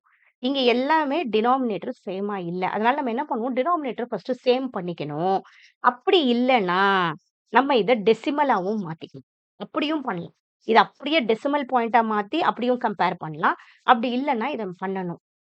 இல்லன்னா இன்னொன்னு என்ன இதுல ஈஸியா சொல்லுவாங்கன்னா, 5/8 11/16 அப்படியே கிராஸ் மல்டிப்ளை பண்ணா கூட நமக்கு தெரிஞ்சிரும். எது பெருசுன்றது தெரிஞ்சிரும். ஓகேவா? அந்த மாரி 2, 2 நம்பரா பண்ணி கூட பண்ணலாம். அந்த மாதிரி இந்த மெத்தட் ஞாபகம் வச்சுக்கணும். அடுத்தது arrange the following fractions in increasing order. இப்படி கேட்டாலும் கூட நமக்கு கீழ இருக்கிற டினாமினேட்டர் சேமா இருந்தா தான் நம்ம இன்கிரீசிங் ஆர்டர், டிக்ரீசிங் ஆர்டரோ, லார்ஜஸ்ட்டோ, ஸ்மாலஸ்ட்டோ எல்லாத்தையுமே நம்ம கண்டுபிடிக்க முடியும். இது எல்லாமே ஃபிராக்ஷன்ஸ்ல வர ரொம்ப இம்பார்ட்டன்ட்டான பார்ட். இல்ல மேம் நான் டெசிமலா மாத்தி பண்றேன்னாலும், டெசிமலா மாத்தி அத கண்டுபிடிங்க. ஓகேவா? Next algebra. அல்ஜீப்ரா கொஞ்சம் என்னென்ன இருக்குன்னு மட்டும் பார்ப்போம். இல்லையா? இப்ப ஏ டூ த பவர் என்னு நம்ம சொல்றோம்னா, ஏங்கிறது தான் பேஸ். எண்ணுங்கிறது எக்ஸ்போனன்ட். இப்ப 10 ஸ்கொயர் சொல்றோம்னா 10 தான் பேஸ், 2ங்கிறது எக்ஸ்போனன்ட். இப்ப 10 இன்டு 10 நம்ம எழுதலாம். இதுதான் எக்ஸ்போனன்ட். ஓகேவா? இதோட formula a to the power m into a to the power n a m plus n. இது நம்ம சொல்லுவோம் இல்லையா? இங்க பேஸ் 2ம் ஒண்ணா இருந்துனா மட்டும் தான் 2 to the power into 2 to the power 4ன்னு வந்தா 2 டூ த பவர் 3 பிளஸ் 4 பண்ணுவோம் இல்லையா நம்ம? இதுதான் இது. படிச்சிருக்கோம் இது. ஸோ இதெல்லாம் மேட்ச் த ஃபாலோயிங்ல ஒரு சின்னதா வரும். இல்ல இது கரெக்ட்டான்னு வரும். அந்த இடத்துல இது தேவைப்படுது இதெல்லாம் நமக்கு. அதே மாரி அதே base 2 to the power 6, 2 to the power 3 அந்த மாரி வந்தா என்ன பண்ணுவோம்? 2 டூ த பவர் 6 மைனஸ் 3ன்னு பண்ணுவோமா? அது. ஓகே. இதுதான் இங்க இருக்கு. நெக்ஸ்ட் பவர் வந்தா என்ன பண்ணுவோம் நம்ம? 2 டூ த பவர் 3, 2 இப்படி இருந்தா என்ன பண்ணுவோம்? 2த்தையும் நம்ம இது பண்ணுவோம் இல்லையா? அதுதான் இங்க. இது 2த்த அப்படியே மல்டிப்ளை பண்ணிருவோம். ஓகே. இது பவர் ஆஃப் அ ப்ராடக்ட்ன்னு சொல்றோம். இந்த மாரி வந்துச்சுன்னா எப்படி பிரிப்போம் நம்ம? ஏபிஎம் 2 இன்டு 3 வந்துச்சுன்னா 2 ஸ்கொயர் இன்டு 3 ஸ்கொயர்ன்னு பிரிக்கிறோம். அது. பவர் ஆஃப் அ கோஷன்ட் அதே மாரி வந்துச்சுன்னா, ஏ பை பி எம்ன்னு வந்துச்சுன்னா என்ன பண்ணுவோம்? 4 ஸ்கொயர் பை 5 ஸ்கொயர்ன்னு பிரிக்கிறோம். அதே மாரி 0 ரூல் நமக்கு தெரியும் இல்லையா? எனிதிங் பவர் 0 என்னது? 1. 7 டூ த பவர் 0ங்கிறது என்னது? 1. இப்ப 7 டூ த பவர் 1 7 தான். ஓகே. அது. Next A to the power minus M. இது நல்லா ஞாபகம். 2 டூ த பவர் மைனஸ் 3 வந்துச்சுன்னா 1/2 டூ த பவர் 3. இங்க 2 டூ த பவர் 3 தான் இங்க 8ன்னு போட்டுருக்காங்க. 2 டூ த பவர் மைனஸ் 3 வந்தா 1/2 டூ த பவர் 3. ஓகே. அதே மாரி இது ஏ டூ த பவர் m/nன்னு வந்துச்சுன்னா, இந்த கீழ இருக்கிற n இங்க வந்துரும். ரூட் போட்டு a/mன்னு மாறும். 16 1/2 வந்தா இந்த 1/2 ஸ்கொயரா மாறிடும். இது நம்ம படிச்சிருக்கோம் ஆக்சுவலா. 16 இது 1/2 என்ன ஆயிடும்? ஸ்கொயரா மாறிடும். ஓகே. எப்பயுமே இந்த ரூட் வந்து எழுதும்போது 1/2வா எழுதுவோம். பட் இது சின்ன சின்ன விஷயம் மட்டும் தான் முக்கியம். நம்ம ஸ்கூல் ஆக்சுவலா ஒரு 8த், 9த் படிச்சது தான் வரும். அவ்வளோதான் இருக்கும் பேப்பர் 1 பொறுத்தவரைக்கும். பட் என்னன்னா, நம்ம அதெல்லாம் பண்றதில்ல. எல்லாம் வேற வேற சப்ஜெக்ட்ஸ் எடுக்க ஸ்டார்ட் பண்ணியாச்சு. அதனால இவ்வளோ பெருசா படிக்கிறதில்ல. அவ்வளோதான். இது 9த் பசங்கிட்ட குடுத்தா ஈஸியா பண்ணிடும். அந்த அந்த மாரி தான் இருக்கும் பேப்பர் 1 ஆக்சுவலா மேத்ஸ். ஓகேவா? அடுத்தது இந்த ஃபார்முலாஸ கண்டிப்பா விடாதீங்க. மென்சுரேஷன்ல வர்றது நமக்கு ஏரியா. ஏரியான்றது 2டி ஷேப்ல வரும். Square rectangle, A square, LB, pi R square. Surface area இது எல்லாமே 3டி ஸ்கொயர்ல வர்றது. அதே மாரி சர்ஃபேஸ் ஏரியானா டோட்டல் சர்ஃபேஸ் ஏரியா. ஃபுல்லாவே. ஓகேவா? கியூபாய்ட், சிலிண்டர், கோன் இது எல்லாத்துலயுமே வரும். இப்ப கியூப்னா என்ன? 6a square. கியூபாய்ட்னா 2lb plus bh plus h. Cylinder 2 pi r r plus h. Curved surface ஏரியானா வெறும் அந்த கர்வ் பார்ட் மட்டும். இந்த சிலிண்டர், கோன், ஸ்பியர் இதுலலாம் கர்வ் பார்ட் இருக்கும் இல்லையா? அது மட்டும். அதே மாரி curved surface area, lateral surface area 2மே சிலிண்டர், கோன்ல சேம் தான். ஓகே. அதோட formula 2 pi RH pi RL 4 pi R square. அடுத்தது லேட்டரல் சர்ஃபேஸ் ஏரியா. இதுவும் ஏரியா ஆஃப் வால் மாரி பின்னாடி இருக்கிற வால். அது சுத்தி இருக்கிறது மட்டும் தான். கியூபாய்ட், பிரிசம் இது எல்லாமே. வால்யூம்ங்கிறது உள்ளளவு, கொள்ளளவுன்னு சொல்லுவோம் இல்லையா? 3Dல. யூனிட் எப்படி இருக்கும்? எப்பயுமே வால்யூம் வந்து கியூப்ல இருக்கும். சென்டிமீட்டர் கியூப், மீட்டர் கியூப்ன்னு இருக்கும். 2டி ஷேப்ஸ்ல do not have volume. So அதோட ஃபார்முலா. இது கொஞ்சம் இம்பார்ட்டன்ட் தான். ஏன்னா கேட்கறாங்க இது அடிக்கடிக்கு. ஓகே. இப்ப டயாமீட்டர் குடுத்திருந்தா ரேடியஸ் வந்து டயாமீட்டர் பை 2. ஸ்பியருக்கு வந்து no lateral surface area, curved surface area. அதுக்கு ஒரு சர்ஃபேஸ் ஏரியான்னு மட்டும் தான் நம்ம சொல்லுவோம். கர்வ்டுக்கு. ஓகேவா? ஸ்பியருக்கு. யூனிட் எப்பயுமே must be same before calculation. இது தெரியும் இல்லையா? சென்டிமீட்டர்னா சென்டிமீட்டர், மீட்டர்னா மீட்டர்ல எல்லாமே இருக்கணும். அத மாத்திட்டு கரெக்ட்டா பண்ணணும். ஓகே. ஏரியாங்கிறது ஃப்ளாட்டுக்கு. சர்ஃபேஸ் ஏரியாங்கிறது அவுட் சைட்ல சொல்றோம். கர்வ்டு சர்ஃபேஸ் ஏரியா கர்வ்டா இருக்குது. லேட்டரல் சர்ஃபேஸ் அந்த சுத்தி இருக்கிற அந்த வால்ஸ்ன்னு சொல்றோம். வால்யூம்னா அது உள்ளளவு, கொள்ளளவு. அடுத்தது நமக்கு ரொம்ப இம்பார்ட்டன்ட் ரேஷியோ அண்ட் ப்ரொபோர்ஷன் சொல்றோம். ரேஷியோ, ப்ரொபோர்ஷன் 7 இது கொஞ்சம் தெரிஞ்சுக்கோங்க. ஏன்னா அழகா மார்க் எடுக்கலாம் ரேஷியோ, ப்ரொபோர்ஷன். ரேஷியோனாலே 7 மொத்தம் எத்தனைன்னா இத ஆட் பண்ணா தெரிஞ்சிரும். 7 + 5 பண்ணோம்னா நமக்கு தெரிஞ்சிரும். ஓகேவா? இப்ப 12 இதுனா 7/12 டோட்டலா இப்போ 12 பங்கு இருக்குன்னா, அந்த 12 பங்குல 7 பங்கு பாய்ஸு, 5 பங்கு கேர்ல்ஸ். அதுதான் இங்க ரேஷியோ. வேற ஒண்ணுமே இல்ல. ரேஷியோனாலே அத நம்ம பிரிக்கிறோம் தானே! இந்த பிரிக்கல இத்தன பங்கு, இத்தன பசங்க, இத்தன பசங்க அவ்வளோதான். ஸோ இதுல 420 பாய்ஸ்ன்னு சொல்ட்டாங்க. அப்ப கேர்ல்ஸ் எத்தன இருப்பாங்கன்னு கேட்டுருக்காங்க. இது எப்படி கண்டுபிடிப்போம்? அவ்வளோதான். நம்ம கண்டுபிடிக்கிறது தான் இது. ஓகேவா? இது நார்மலா பண்ணுங்க. இப்ப 7x + 5x இல்ல மேம் நான் இப்படியே போறேன்னா, இப்படி கூட போய்க்கலாம். ஒண்ணும் தப்பு இல்ல. 7x + 5x 420x 7 எவ்வளோ? 12x தானே. 12x = 420. x = 420/12 பண்ணுங்க. அவ்வளோதான். ஓகேவா? 2 6 ஆர் 12 போடுறோம். 2 2s ஆர் 210. இப்ப 2 3s ஆர் போடுறோம். 05 வருது. அந்த மாரி பிரிச்சு பண்ணுங்க. அவ்வளவுதான். இப்ப எக்ஸ் கண்டுபிடிச்சுருவோம் நம்ம. எக்ஸ கண்டுபிடிச்சுட்டு, அந்த எக்ஸ எடுத்துட்டு வந்து இந்த 7x பண்ணோம்னா, நம்ம பாய்ஸ் எத்தன, கேர்ல்ஸ் எத்தனன்னு எல்லாம் தெரிஞ்சிரும். ஓகேவா? நெக்ஸ்ட் ஆர் த ரேஷியோஸ் 3:4, 6:8 ஈக்குவலன்ட். இது ப்ரொபோர்ஷன்ல வரும். இந்த மாரி வந்துச்சுன்னா 3/4 = 6/8ன்னு எழுதிக்க. அவ்வளோதான். ஓகேவா? அப்புறம் இது பண்ணுங்க. 3 8s ஆர் 24, 6 4s ஆர் 24. இந்த மாரி பண்ணும்போது நமக்கு தெரிஞ்சிரும். இது 2 ஈக்குவலன்ட்ன்னு. இன்கேஸ் இந்த மாரி வந்தா இதுதான். ஓகே. ப்ரொபோர்ஷன்ல வர்றது. இப்படி குடுப்பாங்க. நம்ம ஸ்கூல்ல படிச்சிருப்போம். இந்த மாரி 2 டாட் குடுப்பாங்கல்ல, அது ப்ரொபோர்ஷன்ல வர்றது. நெக்ஸ்ட் நமக்கு இருக்கிறது ஏஜஸ் கணக்கு வரும். The ages of Lokendra and Dharmendra are in the ratio 6:5 and the sum of their ages is 44 years.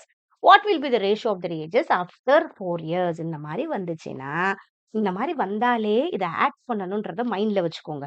6x + 5x = 44. 6 + 5 என்ன? 11x = 44. x = 44/11 பண்ணும்போது 4. அப்ப xங்கிறது நமக்கு 4ன்னு தெரிஞ்சிருச்சு.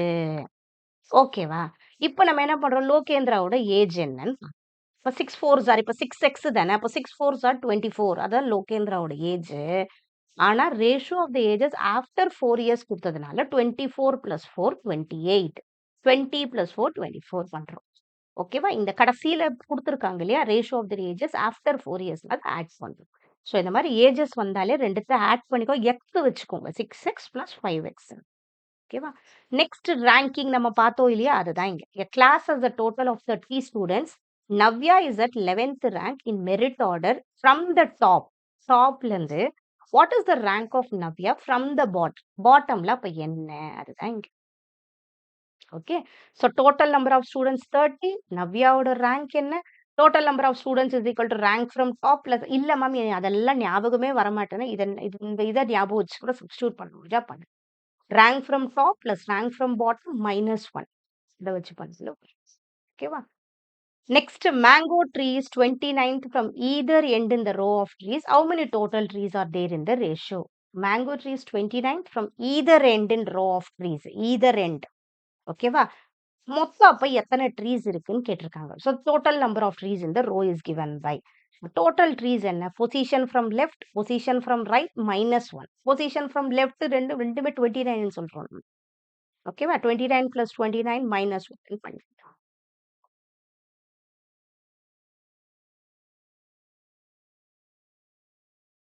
ஓகே. நெக்ஸ்ட் இதுக்கு எல்லாமே அந்த ஃபார்முலா மட்டும் தான். ஃபார்முலாவ கொஞ்சம் ஞாபகம் வச்சுக்கோங்க. எதுவுமே ஞாபகம் இதையாவது total number of students rank from top rank from bottom -1. ஓகேவா? இல்லன்னா பாட்டம் நம்ம பார்த்தோம் இல்லையா? டோட்டல் வந்தா இங்க இஸ் ஈக்குவல் டூ வரும். ஓகேவா? இஸ் ஈக்குவல் ஆஃப் +1ன்னு வரும். மைனஸ் இங்க வந்துடணும். ஓகே. +1ன்னு வரும். அடுத்தது சீட்டிங் அரேஞ்ச்மென்ட் நமக்கு இருக்கு. சீட்டிங் அரேஞ்ச்மென்ட்ங்கிறது எப்படி வேணா கொஸ்டின் கேட்பாங்க. ஒரு 2, 3 குடுத்துட்டும் கேட்கலாம். இல்ல ஒரு கொஸ்டினாவே அழகா கேட்கலாம். அந்த மாரி வந்துச்சுன்னா, இம்மீடியேட் ரைட், இம்மீடியேட் லெஃப்ட் இதுலயே வந்து ஸ்ட்ரெய்ட்டா உட்கார்றாங்க. இல்லன்னா இவங்க ஃபேஸ் பண்ணி உட்கார்றாங்க. அந்த மாரி வரும். ஸோ அந்த மாரி வரும்போது நம்ம தான் இத புரிஞ்சு பண்ணணும். ஓகே. ஏபிசிடிஇஎஃப்ல ஒரு எத்தன பேர் இருக்காங்க? 7 பேர் இருக்காங்க. Sitting in a single row facing north. அப்பன்னா 7 இப்படி போட்டுக்கோங்க. ஓகே. 7 பேர் இங்க உட்கார்ந்துட்டு இருக்காங்க. 1, 2, 3, 7 பேர் உட்கார்ந்துருக்காங்க. அதுக்கப்புறம் கொஞ்சம் கொஞ்சமா நம்ம தான் பண்ணணும். D is to the immediate right of C. அப்ப டி என்ன இருக்காங்க? இது 2, 3 அடிச்சு பண்ண மாரி தான் இருக்கு. டி வந்து இம்மீடியட் ரைட் ஆஃப் சி. அப்பன்னா சி இங்க உட்கார்ந்துட்டு இருக்கு. சி இங்க உட்கார்ந்துருக்கு. டி இங்க இருக்கு. ஏன்னா சி ஜஸ்ட் இப்படி உட்கார்ந்திருந்தா யோசிச்சு பாருங்க. டி வந்து அவங்களோட ரைட் சைடுல இருக்கு. ஓகேவா? E and A are the neighbours of F. அப்ப இயும் ஏவும் எஃப்க்கு பக்கத்துல இருக்குங்க. சரி மனசுல வச்சுக்கோங்க. இயும் எஃப் ஏவோ இல்ல அது நம்ம பார்த்தா தான் புரியும். அதுக்கப்புறம் தான் புரியும். B is to the immediate left of C and on second place from the leftmost end. இப்ப leftmost endனா இங்க இருந்து ஸ்டார்ட் ஆகுது. and on second placeனா இந்த இடத்துல இருக்கு. இதுதான் B is to the immediate left of C and on second place from the leftmost endல இருக்கு. second place from the leftmost endல B இருக்குது. அப்பனா B இங்க இருக்கு. Left most end. அதுக்கு பக்கத்துல அதுக்கு இதுல லெஃப்ட்ல சி இருக்கு. ஸோ அத பாக்க அது பண்ணணும். ஸோ இது கொஞ்சம் வீட்ல எதனா இருந்துச்சுன்னா பிராக்டிஸ் பண்ணி பாருங்க. சீட்டிங் அரேஞ்ச்மென்ட் ஆனா நமக்கு இருக்கு. எதனா ஒரு ஷிஃப்ட்டுக்கு கேட்கறாங்க. நெக்ஸ்ட் நமக்கு இருக்கிறது வொர்க் சம் இருக்கும். வொர்க்க பொறுத்தவரைக்கும் 2 இருக்கும். இன்வெர்ஸ் ப்ரொபோர்ஷன், டைரக்ட் ப்ரொபோர்ஷன் நம்ம சொல்லுவோம். இன்வெர்ஸ் ப்ரொபோர்ஷன்னா என்னன்னா, ஒரே வொர்க் தான். வொர்க்கர்ஸ் வந்து நெறைய பேர் வேலை செய்யும்போது, இது என்ன ஆகும்னா, இன்வெர்ஸ்னா என்னன்னா, வேலை நெறைய செய்யும்போது, சீக்கிரத்துல வேலைய முடிச்சிடுறாங்க. டைம் கம்மி ஆயிடுது. ஒண்ணு ஏறி, ஒண்ணு இறங்குறது. இல்ல இறங்கி ஏறுறது. அந்த மாரி வரும்போது, அதுதான் இன்வெர்ஸ் ப்ரொபோர்ஷன் நம்ம சொல்லுவோம். அந்த மாரி வரும்போது இப்படி ஞாபகம் வச்சுக்கோங்க. Worker 1 into time 1 is equal to worker 2 into time 2. Okay. Direct ப்ரொபோர்ஷன்னா என்னன்னா, டைம் மேல ஏற, வொர்க் மேல ஏறுது. நம்பர் ஆஃப் வொர்க்கர்ஸ் சேம் தான். பட் வொர்க் சேஞ்சஸ் ஆகுது. ஓகே. டைம் ஏறும்போது வொர்க். இல்ல டைம் கம்மியாகும்போது வொர்க் கம்மியாகும். 2ம் ஒரே மாரி ஏறுது, இல்ல ஒரே மாரி இறங்குச்சுன்னா, அத டைரக்ட்ன்னு சொல்லுவோம். அந்த மாரி வந்தா work 1 by time 1 is equal to work 2 by time 2. இது படிச்சிருக்கோம். இது மட்டும் ஞாபகம் வச்சுக்கோங்க. இன்வெர்ஸ்னா ஆரோ மேல கீழ படிச்சிருக்கோம் இந்த மாரியே நம்ம. இல்லையா? அதுதான் இங்க. ஓகே. இப்ப இந்த இடத்துல என்ன சொல்றோம்? 5 வொர்க்கர்ஸ் வந்து 8 மணி நேரம் வேலை செய்றாங்க. அப்ப 8 வொர்க்கர் என்ன ஆயிடும்? டைம் கம்மியாயிடும்ல. ஒண்ணு ஏறி, ஒண்ணு இறங்குறது. அதுதான் இன்வெர்ஸ். அந்த மாரி வந்தா இப்படி. டைரக்ட்ல என்ன பண்றோம்? வொர்க் டன் இன் 5 டேஸ் 50 பண்றோம்னா, இப்ப 10 நாள்ல எவ்வளோ வேலை செய்வோம்? இன்னும் ஜாஸ்தியா தானே செய்வோம். அப்ப ஏறுது 2ம் ஏறுது, 2ம் இறங்குது. அது. ஓகே. நெக்ஸ்ட் நமக்கு இருக்கிறது பெர்சன்டேஜ் இருக்கும். பெர்சன்டேஜ் நமக்கு தெரியும் இல்லையா? அது எவ்வளோ எல்லாத்தையும் ஆட் பண்ணுவோம். அதுக்கப்புறம் டோட்டல் பண்ணி இன்டூ 100 பண்றது பெர்சன்டேஜ் சொல்றோம். இந்த பெர்சன்டேஜ பொறுத்தவரைக்கும் இந்த 1/2 50% இது தெரியும். இது கொஞ்சம் ஞாபகம் வச்சுக்கோங்க. 1/3னா 33.33% இது தெரிஞ்சிருக்கணும். ஏன்னா சில இத குடுத்தாங்கன்னா, டக்குனு அந்த நம்பர இன்டூ 1/3ல மல்டிப்ளை பண்ணா நமக்கு ஆன்சர் வந்துரும். ஓகே. 1/4ங்கிறது 25% 0.25. இதெல்லாம் 1/5ங்கிறது 20%. ஓகே. இதெல்லாம் எனக்கு ஞாபகம் இல்லன்னா கூட பரவால்ல. இது ஞாபகம் வச்சுக்கோங்க அடுத்தது. 2/3ன்னு சொல்றது 66.67%. ஏன்னா, இதெல்லாம் சம்ல கேட்பாங்க. நமக்கு இது தெரியலன்னா அந்த சம் டைம் கன்சியூம் பண்ணும். ஓகே. 2/3ங்கிறது 66.67. அத மல்டிப்ளை பண்ணா போதும். அப்படி இல்லையா 2/3 இன்டூ 2/3 பண்ணா போதும். அவங்க நமக்கு என்ன பண்ணுவாங்க, எக்ஸாம்ல இந்த மாரி குடுத்துருப்பாங்க. 66.67ன்னு குடுத்துருப்பாங்க. நமக்கு இது தெரிஞ்சுச்சுன்னா, இன்டூ 2/3 பண்ணா நம்ம டைம் சேவ் பண்ண முடியும். அவ்வளவு. அது அங்க தான் அதுக்கு தான் அந்த லாஜிக் தான் அது. ஓகே. ரேஷியோ பெர்சன்டேஜ பொறுத்தவரைக்கும் 1%, 5%, 10% கண்டுபிடிக்கிறது ரொம்ப ரொம்ப இம்பார்ட்டன்ட். இது தெரிஞ்சா மட்டும் தான் நம்மளால டேட்டா இன்டர்பிரிட்டேஷனும் ஈஸியா இருக்கும். இப்ப ஒரு நம்பர் குடுக்குறாங்கன்னா, இதோட 1%னா என்ன? இதையே 100ஆ பிரிக்கிறோம். அதுலருந்து ஒரு பாகம் அதுதான் 1%. அப்பன்னா என்னது? 2.5. அத 100ல டிவைட் பண்ணுங்க. அவ்வளோதான். உங்களுக்கு நார்மல் தெரியும்னா 2.5. எப்படி பண்ணுவோம் நம்ம? 250/100ன்னு பண்றேன். இதையும் அடிக்கிறேன். அப்ப 2.5 தானே? அததான் இங்க நம்ம பண்ணியிருக்கோம். அத 100ல டிவைட் பண்ணணும். 100ல டிவைட் பண்ணா ஒரு பாகம் தெரியுது. இதையே நான் 10%ல பண்றேன். அப்ப என்ன பண்ணுவேன்? 10ல 10ஆ பிரிக்கிறேன். அப்ப அது 25 தான் 10%. அப்பன்னா கரெக்ட்டா ஒரு இதுக்கு தெரிஞ்சுக்கோங்க. போதும். ஓகேவா? அந்த லாஜிக்க வச்சு மட்டும் தான் நம்ம ஈஸியா பண்ண முடியும். நெக்ஸ்ட் பெர்சன்டேஜ் இன்கிரீஸ் நம்ம கேட்பாங்க. இப்போ ஒரு ப்ராடக்ட் வந்து அடுத்த வருஷம் இவ்வளோ ஏறி இருக்கு. முன்ன இவ்வளோ இருந்துச்சு. அதோட பெர்சன்டேஜ் இன்கிரீஸ் என்ன? இது ரொம்ப ரொம்ப இம்பார்ட்டன்ட்டானது இது. அதோட ஃபார்முலா பெர்சன்டேஜ் இன்கிரீஸ்னா new value minus old value by old value தான் வரும் எப்பயுமே. இன்டூ 100. எப்பயுமே ஓல்டு வேல்யூ கீழ இருக்கும். ஞாபகம் வச்சுக்கோங்க. பெர்சன்டேஜ் எவ்வளோ இன்கிரீஸ் ஆயிருக்கு? 200 டூ 250. அப்பன்னா ரூ. 50 இன்கிரீஸ் ஆயிருக்கு. So 50/200 into 100. இப்போ 25% இன்கிரீஸ் ஆயிருக்கு. Percentage decrease old value minus old value minus new value by old value இந்த இடத்துல. ஓகேவா? ஸோ டிக்ரீஸ்னா எவ்வளவு கம்மியாயிருக்கு. ஓகே. அடுத்தது profit, loss, discount, cost price and selling price நமக்கு இருக்கு. ப்ராஃபிட்னா நமக்கு கிடைக்கிற லாபம் இல்லையா? செல்லிங் பிரைஸ் நம்ம எவ்வளவு விக்கிறோம், எவ்வளவுக்கு வாங்கணும் அது. லாஸ்ங்கிறது நமக்கு கிடைச்ச நஷ்டம். அதையே ப்ராஃபிட் பெர்சன்டேஜ் கண்டுபிடின்னு கேட்டாங்கன்னா, profit by cost price into 100%. Loss பெர்சன்டேஜ்னா loss by cost price into 100%. இந்த ஃபார்முலா ரெண்டும் இம்பார்ட்டன்ட். கீழே காஸ்ட் பிரைஸ் தான் வரும் இந்த பெர்சன்டேஜ் கண்டுபிடிக்கிற இடத்துல. ஓகேவா? So your shopkeeper sells a mobile phone for 9,200 at a 15% profitல விக்கிறான். What was the cost price கேட்டிருக்காங்க. So இந்த ஃபார்முலாஸ கொஞ்சம் தெரிஞ்சுக்கிட்டு இத மட்டும் பார்த்துக்கோங்க. ஈஸியான ஒரு 2 காஸ்ட் பிரைஸ் சம்ஸ் பார்த்துட்டு போங்க. கண்டிப்பா இம்பார்ட்டன்ட். அதே மாதிரி இங்க book is sold at a loss of 10%. If its selling price is 450, what is the cost price ன்னு கேட்டிருக்காங்க. இப்ப லாஸ் பெர்சன்டேஜ் என்னன்னு நம்ம பார்க்குறோம் இங்க. So loss of 10% கொடுத்திருக்காங்க. ஓகே. அப்ப காஸ்ட் பிரைஸ் என்னன்னு கேட்குறாங்க. இதோட ஃபார்முலா தெரிஞ்சிருச்சுன்னா loss percentage is equal to loss by cost price into 100 பண்ணிட்டோம்னா நமக்கு ஆன்சர் வந்துடும். நெக்ஸ்ட் நமக்கு ரொம்ப இம்பார்ட்டன்ட் இந்த டிஸ்கவுண்ட் சம்ஸ். டிஸ்கவுண்ட் சம்ஸை பொறுத்தவரைக்கும் மார்க்கெடு பிரைஸ் ரொம்ப இம்பார்ட்டன்ட். அதோட main normal price, tag price, list price எப்படி வேணா அது சொல்லுவாங்க. டிஸ்கவுண்ட்டுங்கிறது இந்த ப்ராடக்ட் நம்ம எவ்வளோ டிஸ்கவுண்ட் கொடுக்குறோம், 10% டிஸ்கவுண்ட்டோ எவ்வளவோ, அதுதான் நம்ம selling price is equal to marked price. அதோட இவ்வளோ மார்க் பண்ணியிருக்கோம், அதில் டிஸ்கவுண்ட்டை கழிச்சு செல்லிங் பண்ணுறோம். ஓகேவா? ஸோ டிஸ்கவுண்ட் நமக்கு இந்த டிஸ்கவுண்ட் பர்சன்டேஜ் சம்ஸ் எல்லாம் ரொம்ப ரொம்ப important. Marked price minus selling price by marked price into 100. Ma'am இது எனக்கு புரியலனா கூட ஒன்றும் பிரச்சனையே இல்லை. நமக்கு தெரியும் இப்போ 100 ரூபாய் ஒரு பொருள் விற்கிது, இதுக்கு அவன் 10% அவன் டிஸ்கவுண்ட் கொடுக்குறான்னா இதுல 10% என்னது 10 ரூபாய், அப்போனா 90 ரூபாய்க்கு அவன் விற்கிறான். அவ்வளவுதான். நம்ம நார்மல் கால்குலேஷன்ல கூட இந்த சம் பண்ணணும், பிரச்சனையே கிடையாது. ஏன்னா நமக்கு பெர்சன்டேஜ் கண்டுபிடிக்க தெரிஞ்சா டிஸ்கவுண்ட் கண்டுபிடிக்கிறது ரொம்ப ஈஸி. ஓகே. இதுவே 12% கேட்டானா இதுல நமக்கு 1%ங்கிறது 1 ரூபான்னு தெரியும். அதிலே 12 ரூபாயா ஆட் பண்ணி 88 ரூபாய்க்கு விற்கிறான். அவ்வளவுதான். அந்த மாதிரி லாஜிக் யூஸ் பண்ணி இதை பண்ணுங்க. ஒன்றும் அதே மாதிரி சம்டைம் இந்த சக்சசிவ் டிஸ்கவுண்ட்ஸ்ன்ற வேர்ட்னா சக்சசிவ் டிஸ்கவுண்ட்ஸ் எல்லாம் உடனே இதை ஆட் பண்ணி பண்ணக்கூடாது. ஃபர்ஸ்ட் அந்த ப்ராடக்ட் இப்போ 10% இப்போ 90 ரூபாய்க்கு விற்கிறான், அந்த 90 ரூபாயில 20% கம்மி பண்ணணும். ஓகேவா?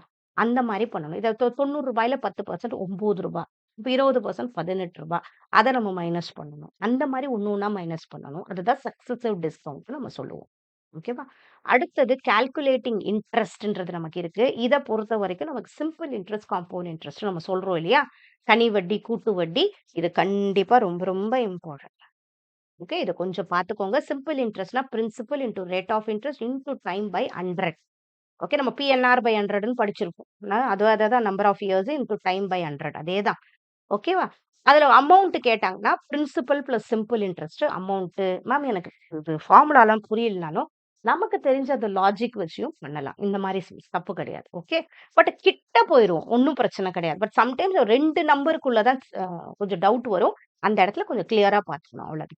ஓகேவா? அதே மாதிரி principal, rate of interest, time, simple interest sums கொடுத்தாங்கன்னா விடவே விடாதீங்க. அப்படி நார்மல் சம்மும் கேட்பாங்க. அமௌண்ட்னா என்னது? அமௌண்ட் நமக்கு எவ்வளவு வரும், நம்ம எவ்வளவு பணம் கொடுத்துருக்கோம். பிரின்சிபல்னா என்னது? இப்ப பேங்க்ல 10,000 ரூபாய் கொடுத்தா பிரின்சிபல், நமக்கு கிடைக்கிற வட்டி தான் சிம்பிள் இன்ட்ரெஸ்ட். இது ரெண்டுத்தையும் ஆட் பண்ணும்போது நமக்கு கிடைக்கிறது அமௌண்ட்னு நம்ம சொல்றோம். அடுத்தது காம்பவுண்ட் இன்ட்ரெஸ்ட், கூட்டு வட்டி. எப்ப என்ன ஆகும், அந்தந்த வருஷத்துக்கு நமக்கு எவ்வளவு பணம் வருதோ அதையும் சேர்த்து நமக்கு இன்ட்ரெஸ்ட் வந்துட்டே இருக்கும். ஆக்சுவலா காம்பவுண்ட் இன்ட்ரெஸ்ட்ல இன்னும் பணம் ஜாஸ்தி வரும். அதுதான் காம்பவுண்ட் இன்ட்ரெஸ்ட். காம்பவுண்ட் ஆகும் நம்ம மணியே. ஓகேவா? அதுக்கு formula amount is equal to principal 1 plus r by n number of years into time மேல. ஓகேவா? இந்த ஃபார்முலாவை கொஞ்சம் படிச்சுக்கோங்க. ஜெனரல் ஃபார்முலா அதுதான். காம்பவுண்ட் இன்ட்ரெஸ்ட்னா அமௌண்ட் மைனஸ் பிரின்சிபல், எல்லாத்துக்கும் அதான் இன்ட்ரெஸ்ட். ஓகேவா? காம்பவுண்ட் இன்ட்ரெஸ்ட் 1 இயர்னா இந்த formula amount is equal to principal 1 plus r by 100 time. இதுவே half yearly, twice a year. Half yearly அது இப்போ வந்து காம்பவுண்டட் ஆனுவலின்னு கொடுப்பாங்க, இல்லை காம்பவுண்டட் ஆஃப் இயர்லினா என்னது, 2 தடவை வரும், 6 months once. அப்ப 2 டைம்ஸ் வருது இல்லையா? 2 இன்டூ டீன் போட்டோம் நம்ம. குவார்டர்லினா என்னது, வருஷத்துக்கு 4 தடவை பிரியுது. ஓகேவா? அப்ப எப்படி 4 இன்டூ டீன் பிரியுது. மந்த்லியா பண்ணா 12ஆ பிரிஞ்சிரும், 12 இன்டூ டி. ஞாபகம் வச்சுக்கோ. காம்பவுண்ட் இன்ட்ரெஸ்ட் சம்ஸ் வந்துச்சுன்னா பண்ணணும். ஓகே. அடுத்து நமக்கு இருக்கிறது கிளாக் சம்ஸ் இருக்கு. பட் ரொம்ப கிளாக் சம்ஸ் கேட்கறது இல்ல. இருந்தாலும் இன்கேஸ் அப்படி கேட்டாங்கன்னா லாஜிக்கா பண்ணிக்கணும். நமக்கு தெரியும் அவர்னா என்ன, மினிட்ஸ் என்ன, செகண்ட்னா என்ன, அத வச்சு பண்ணுங்க. ஒவ்வொன்னும் ஒவ்வொரு மூவ் ஆறத நம்ம டிகிரின்னு சொல்லுவோம் இதுல. ஓகே. டிகிரில மெஷர் பண்ணுவோம். இன் கேஸ் அந்த டிகிரில ஆங்கிள் என்ன? எந்த ஆங்கிள்ல நிக்கிது? இந்த மாரி வந்துச்சுன்னா, இதுதான் அதுக்கு formula. Okay. 30 hour minus 5.5 minute. இதுல நம்ம பண்ணும்போது, இன் கேஸ் நமக்கு ஹவரும், மினிட்டும் குடுத்துட்டு, அது எந்த ஆங்கிள்ல இருக்குன்னு சொன்னாங்கன்னா, நம்ம இந்த ஃபார்முலா சப்ஸ்டிட்யூட் பண்ணா போதும். 30 ஹவர் மைனஸ் 5.5 மினிட். இன்னொன்னு ஒரு சம். இது கொஞ்சம் எப்பனா வர கொஸ்டின் தான் இது. ரிஃப்ளெக்ஷன். இப்ப நம்ம ஒரு டைம் மிரர்ல காட்டும்போது, அது ரிஃப்ளெக்ட் ஆகுது. அது அது அந்த ரிஃப்ளெக்டிங் டைம்ன்னு சொல்றோம். அது மிரர் இமேஜ் என்னன்னு கேட்போம். மிரர் இமேஜ் அது பேரு. இந்த மாரி இன்கேஸ் சம் வந்துச்சுன்னா ரொம்ப ஈஸி. அவங்க என்ன கேட்டாலும் இந்த 1160ல சப்ட்ராக்ட் பண்ணணும். அவ்வளோதான். 1160ல அவங்க எந்த நம்பர் குடுத்திருந்தா எந்த டைம் குடுத்திருந்தாலும் அத சப்ட்ராக்ட் பண்ணா நமக்கு மிரர் இமேஜ் கிடைச்சுரும். கரெக்ட் டைம் எப்படி கண்டுபிடிக்கிறோம்? 1160 மைனஸ் மிரர் இமேஜ். இதுதான் அது formula. 1160 minus mirror image time குடுத்திருப்பாங்க. அதுல நம்ம பண்ணும்போது நமக்கு கரெக்ட் டைம் தெரிஞ்சிரும். ஓகேவா? ஸோ இது கொஞ்சம் தெரிஞ்சுக்கோங்க. நெக்ஸ்ட் மந்த், டே கவுண்ட்ஸ் பத்தி நமக்கு வரும். இப்ப இந்த வருஷம் இந்த நாள்னா, அடுத்த 2 வருஷம் கழிச்சு என்ன நாள் வரும்? அந்த மாரி வந்தா, நமக்கு மைண்ட்ல கால்குலேட் பண்ண தெரியும். எப்பயுமே லீப் இயர் இல்லன்னா, இப்ப மண்டே வந்தா டியூஸ்டே வரும். அந்த மாரி லாஜிக். லீப் இயர் வருஷம் வந்துச்சுன்னா, மண்டே வந்தா வெட்னஸ்டே வரும். இதெல்லாம் எல்லாருக்கும் தெரிஞ்சது தானே! அத வச்சு நம்ம யோசிச்சு நம்ம பண்ணலாம். அது தப்பு கிடையாது. ஓகேவா? ஸோ அத வச்சு பண்ணிக்கோங்க. இதுல ஆட் டேன்ற வேர்ட் என்னன்னு சொல்லுவோம்னா, நம்ம 7ல டிவைட் பண்ணி நமக்கு எக்ஸ்ட்ராவா சில நாள் நிக்கும் இல்லையா? அததான் நம்ம ஆட் டேஸ்ன்னு நம்ம சொல்றோம். ஓகே. இப்ப 365 டேஸ்ங்கிறது ஒரு நார்மல் இயர். 52 வீக்ஸ் 1 ஆட் டே வருது எனக்கு. பட் 366 டேஸ் வந்தா நம்ம லீப் இயர்ன்னு நம்ம சொல்லுவோம். அப்போ 52 வீக்ஸ் 2 ஆட் டேஸ் வரும். அத டிவைட் பண்ணி மிச்சம் இருக்கிறனால நம்ம ஆட் டே நம்ம சொல்றோம். இந்த மாரி சம்ஸ் வரும். If the starting day of the year 2000 was Saturday, what was the starting day of the year 2001? So இது கொஞ்சம் லாஜிக் யூஸ் பண்ணி பண்ணுங்க. அவ்வளோதான். ஓகே. நெக்ஸ்ட் இது கொஞ்சம் தெரிஞ்சுக்கணும். நம்ம இயர பொறுத்தவரைக்கும் ஜூலியன் கேலண்டர்ன்னு நம்ம சொல்லுவோம். அதுல வந்து எல்லா இயர் டிவிசிபிள் பை 4 நம்ம லீப் இயர்ன்னு சொல்லுவோம். பட் நம்ம ஃபாலோ பண்றது கிரிகாரியன் கேலண்டர பொறுத்தவரைக்கும் சென்டினரி இயர்ன்னு சில இயர் சொல்லுவோம். 1900, 2000 இதெல்லாம் நம்ம சென்டினரி இயர்ன்னு சொல்றோம் இல்லையா? இந்த மாரி வர்றது எல்லாமே லீப் இயர்ன்னு நம்ம சொல்ல முடியாது. ஓகே. அது 400லயும் டிவிசிபிள் ஆயிருக்கும். அததான் நம்ம லீப் இயர்ன்னு நம்ம சொல்லுவோம். ஓகே. இது கொஞ்சம் தெரிஞ்சுக்கணும். அதே மாரி டிவிசிபிள் பை 4 பட் சென்டினரி இயர்ஸ்னா, அது 400ல டிவைசிபிள் ஆயிருந்தா மட்டும் தான் அத நம்ம சென்டினரி இயர்ஸ்ன்னு சொல்றோம். ஓகேவா? இப்ப 2025 டிவிசிபிள் பை 4 பட் 1900 வந்து லீப் இயர் கிடையாது. பார்க்கும்போது பார்த்தா நெனைக்கிறோம். கிடையாது. டிவிசிபிள் பை 100 அது. ஆனா 400ல டிவிசிபிள் ஆவாது. பட் 2000 டிவிசிபிள் ஆகும். 2100 சென்ச்சுரி இயர் கிடையாது. நாட் டிவிசிபிள் பை 400 ஏன்னா அதுவும் கேட்பாங்க. அடுத்தது ஸ்பீட், டிஸ்டன்ஸ் அண்ட் டைம்ன்னு நமக்கு ஒண்ணு இருக்கும். ஸ்பீடுங்கிறது என்னது? Distance by time. இந்த ஃபார்முலாவ ஞாபகம் வச்சுக்கணும். அவங்க எது கேட்டாலும் அதுக்கு ஏத்தா மாரி இது. இப்ப டிஸ்டன்ஸ் என்ன பண்ணுவோம்? Speed into time. இத வச்சு நம்ம பண்ணுவோம் இல்லையா? இங்க டிவிஷன்லலாம் இங்க மல்டிப்ளை ஆகணும். அந்த மாரி. டைம்ங்கிறது டிஸ்டன்ஸ் பை ஸ்பீட். இத வச்சு பண்ணணும். யூனிட்ஸ் என்னன்னு சொல்லுவோம்? Kilometre per hour, metre per second 2 இருக்கு. டிஸ்டன்ஸ்ல கிலோமீட்டர், மீட்டர். டைம பொறுத்து ஹவர்ஸ், மினிட்ஸ், செகண்ட். எப்பயுமே கிலோமீட்டர், மீட்டர் அந்த மாரி அத பார்த்து பண்ணணும். மீட்டர் வந்தா இங்க செகண்ட் வரணும். கிலோமீட்டர் வந்தா ஹவர் வரணும். அத பார்த்து நம்ம பண்ணணும். ஓகேவா? அதே மாரி 1 கிலோமீட்டர் பெர் ஹவர் செகண்ட்ல மாறும்போது 5/18 metre per second. In case unit எதனா மல்டிப்ளை பண்ண வந்தா, கிலோமீட்டர மீட்டரா மாத்தும்போது 5/18ல மல்டிப்ளை பண்ணணும். ஞாபகம் வச்சுக்கோங்க. அதுவே மீட்டர்லருந்து கிலோமீட்டரா மாறணும்னா 18/5ல மல்டிப்ளை பண்ணணும். ஓகே. ஸோ கிலோமீட்டர்லேருந்து மீட்டரா மாறுறது, நீ ஒண்ணு ஞாபகம் வச்சுக்கோங்க. மீட்டருங்கிறது குட்டி தானே. ஸோ குட்டியா இருக்கிறதுல மாற்றும்போது 5ங்கிறது குட்டி தானே. 5/18. மீட்டர்லேருந்து மாறும்போது 18/5. யூனிட் கண்டிப்பா இம்பார்ட்டன்ட்ங்க. ஆவரேஜ் ஸ்பீட் அந்த மாரி எதனா கொஸ்டின் வந்துச்சுன்னா, total distance by total time. இதுல நெக்ஸ்ட் நமக்கு ரொம்ப இம்பார்ட்டன்ட் இந்த ட்ரெயின் சம்ஸ் வரும். இதுவும் இந்த ஸ்பீட் டிஸ்டன்ஸ்க்குள்ள வர்றது தான். 2 ட்ரெயின் பிளாட்ஃபார்ம் ஒண்ணா கிராஸ் ஆகுது. இல்ல அந்த டைம் எவ்வளோ எவ்வளோ டைம் எடுத்துக்கும் இந்த போல இது பண்ண. அந்த மாரிலாம் நெறைய வரும். ஸோ ட்ரெயின் வந்து இப்போ கிராசிங் எ போலோ, பெர்சனோ அந்த மாரி வந்துச்சுன்னா, டைம்ங்கிறத எப்படி கனெக்ட் பண்ணணும்னா, ட்ரெயினோட லென்த் என்ன பை ஸ்பீட் என்ன? Length of train by speed. இப்போ ஒரு பிளாட்ஃபார்ம் குடுக்குறாங்க. அந்த பிளாட்ஃபார்ம எவ்வளோ நேரத்துக்குள்ள கடக்குதுன்னா, length of train plus length of platform by speed பண்ணா நமக்கு வந்துரும். ஸோ இந்த ட்ரெயின் சம்ஸ் நமக்கு கொஞ்சம் இம்பார்ட்டன்ட் தான். அதையும் கொஞ்சம் பார்த்துக்கோங்க. A train 120 metre long is moving at a speed of 54 kilometre per hour. அப்பன்னா ஸ்பீடு நம்ம குடுத்துட்டாங்க. இது லாங்குன்னு சொல்லிட்டாங்க. How much time will it take to cross a man standing on the platform? இங்க 120 மீட்டர் குடுத்துருக்காங்க. இங்க கிலோமீட்டர் இருக்கு, ஹவர்ல இருக்கு. அதனால நம்ம என்ன பண்றோம், ஃபர்ஸ்ட் இதையும் மீட்டரா மாத்திக்கிறோம். ஓகேவா? ஸோ 54 கிலோமீட்டர் பெர் ஹவர் நான் என்ன பண்றேன், மீட்டர் பெர் செகண்டா ஃபர்ஸ்ட் மாத்திக்கிறேன். அதுக்கப்புறம் தான் எப்பயும் பண்ணணும். இப்ப ட்ரெயின் ஃபார்முலா. டைம் என்னது? Length of train by speed. Length of train என்ன? இங்க குடுத்துருக்காங்க 120. அப்போ 120 பை 15 பண்றேன் 8 செகண்டு. ஓகேவா? இந்த மேனு, போலு, சிக்னல்லாம் எங்க வரும்? யூஸ் ஒன்லி ட்ரெயின் லென்த் எடுத்துக்கணும் நம்ம. இந்த மாரி வந்தா, எவ்வளோ நேரத்துல கிராஸ் ஆகுது. பிளாட்ஃபார்மோ, பிரிட்ஜோ அந்த மாரி எதனா கேட்டிருந்தாங்கன்னா, train length plus platform length 2மே நம்ம எடுத்துக்கணும். ஓகேவா? அதே மாதிரி இது. சம்டைம்ஸ் 2 ட்ரெயின்ஸ் எவ்வளோ நேரம் கிராஸ் ஆகுது. 2 trains are 120 metre and 180 metre long. They are moving in opposite directions. Opposite டைரக்ஷன்ஸ்ல வருதுன்னா, at a speed of 54 kilometer per hour and 36 kilometer per hour respectively. How much time will they take to cross each other? அந்த மாரி வருது. But இந்த இடத்துல metre குடுத்துட்டாங்க, kilometre. First 1ஆ மாத்திக்கலாம். கிலோமீட்டர மீட்டரா மாத்த 5/18ல மல்டிப்ளை பண்றோம். மாத்திட்டோம். ரிலேட்டிவ் ஸ்பீடுன்ற வார்த்தை நம்ம சொல்லுவோம். எப்பயுமே வந்து 2 வரும்போது ரிலேட்டிவ் ஸ்பீடு சொல்லுவோம். அத தான் கண்டுபிடிக்கணும். இப்போ ஆப்போசிட் டைரக்ஷன்ஸ்ல வரும்போது இது 2த்தையும் நம்ம ஆட் பண்ணணும். இது 15 கிலோமீட்டர்ல வருது இல்லையா? 15 இந்த இடத்துல 15 மீட்டர் பெர் செகண்ட் 10 இது 2த்த நம்ம ஆட் பண்றோம். ஆப்போசிட் சைட்ல வரும்போது நம்ம ஆட் பண்றோம். சேம் டைரக்ஷன்ல வருது. ஏதோ ஒண்ணு அந்த மாரி கொஸ்டின்ஸ் வரும்போது ரிலேட்டிவ் ஸ்பீடுக்கு சப்ட்ராக்ட் பண்ணணும். ஓகேவா? So total distance to be covered என்னன்னு பார்க்குறோம். இப்போ டோட்டலா என்னது 120 + 180 பண்ணி பார்க்குறோம். இது 2 ட்ரெயின்ஸோட லாங் ட்ரெயினோடது. ஓகேவா? Total length. அப்புறம் டைம் வந்து total distance by relative speed 300/25 12 seconds பண்றோம். ஸோ இதுவும் இம்பார்ட்டன்ட் மேத்ஸ் பொறுத்தவரைக்கும் ட்ரெயின் செக்ஷன். ஓகேவா? ஸோ நம்ம என்னெல்லாம் பார்த்துருக்கோம், இது எல்லாமே ஒரு பேசிக்கான மேத்ஸ் சம்ஸ் தான். எதையும் விடாதீங்க. 5ல அட்லீஸ்ட் ஒரு 2, 3 சம் பண்ண ட்ரை பண்ணணும். இதுவரைக்கும் நான் மேத்ஸே தொடலனா கூட கண்டிப்பா இதெல்லாம் பண்ணி தான் இதுதான் ரொம்ப ரொம்ப இம்பார்ட்டன்ட். ஓகேவா? நெக்ஸ்ட் யூனிட் 7, யூனிட் 5 நம்ம ஃபுல்லா பார்த்துட்டோம். யூனிட் 7 பொறுத்தவரைக்கும் எப்படி நமக்கு டேபிள் இங்க கேட்டிருக்காங்க பார்த்துக்கோங்க.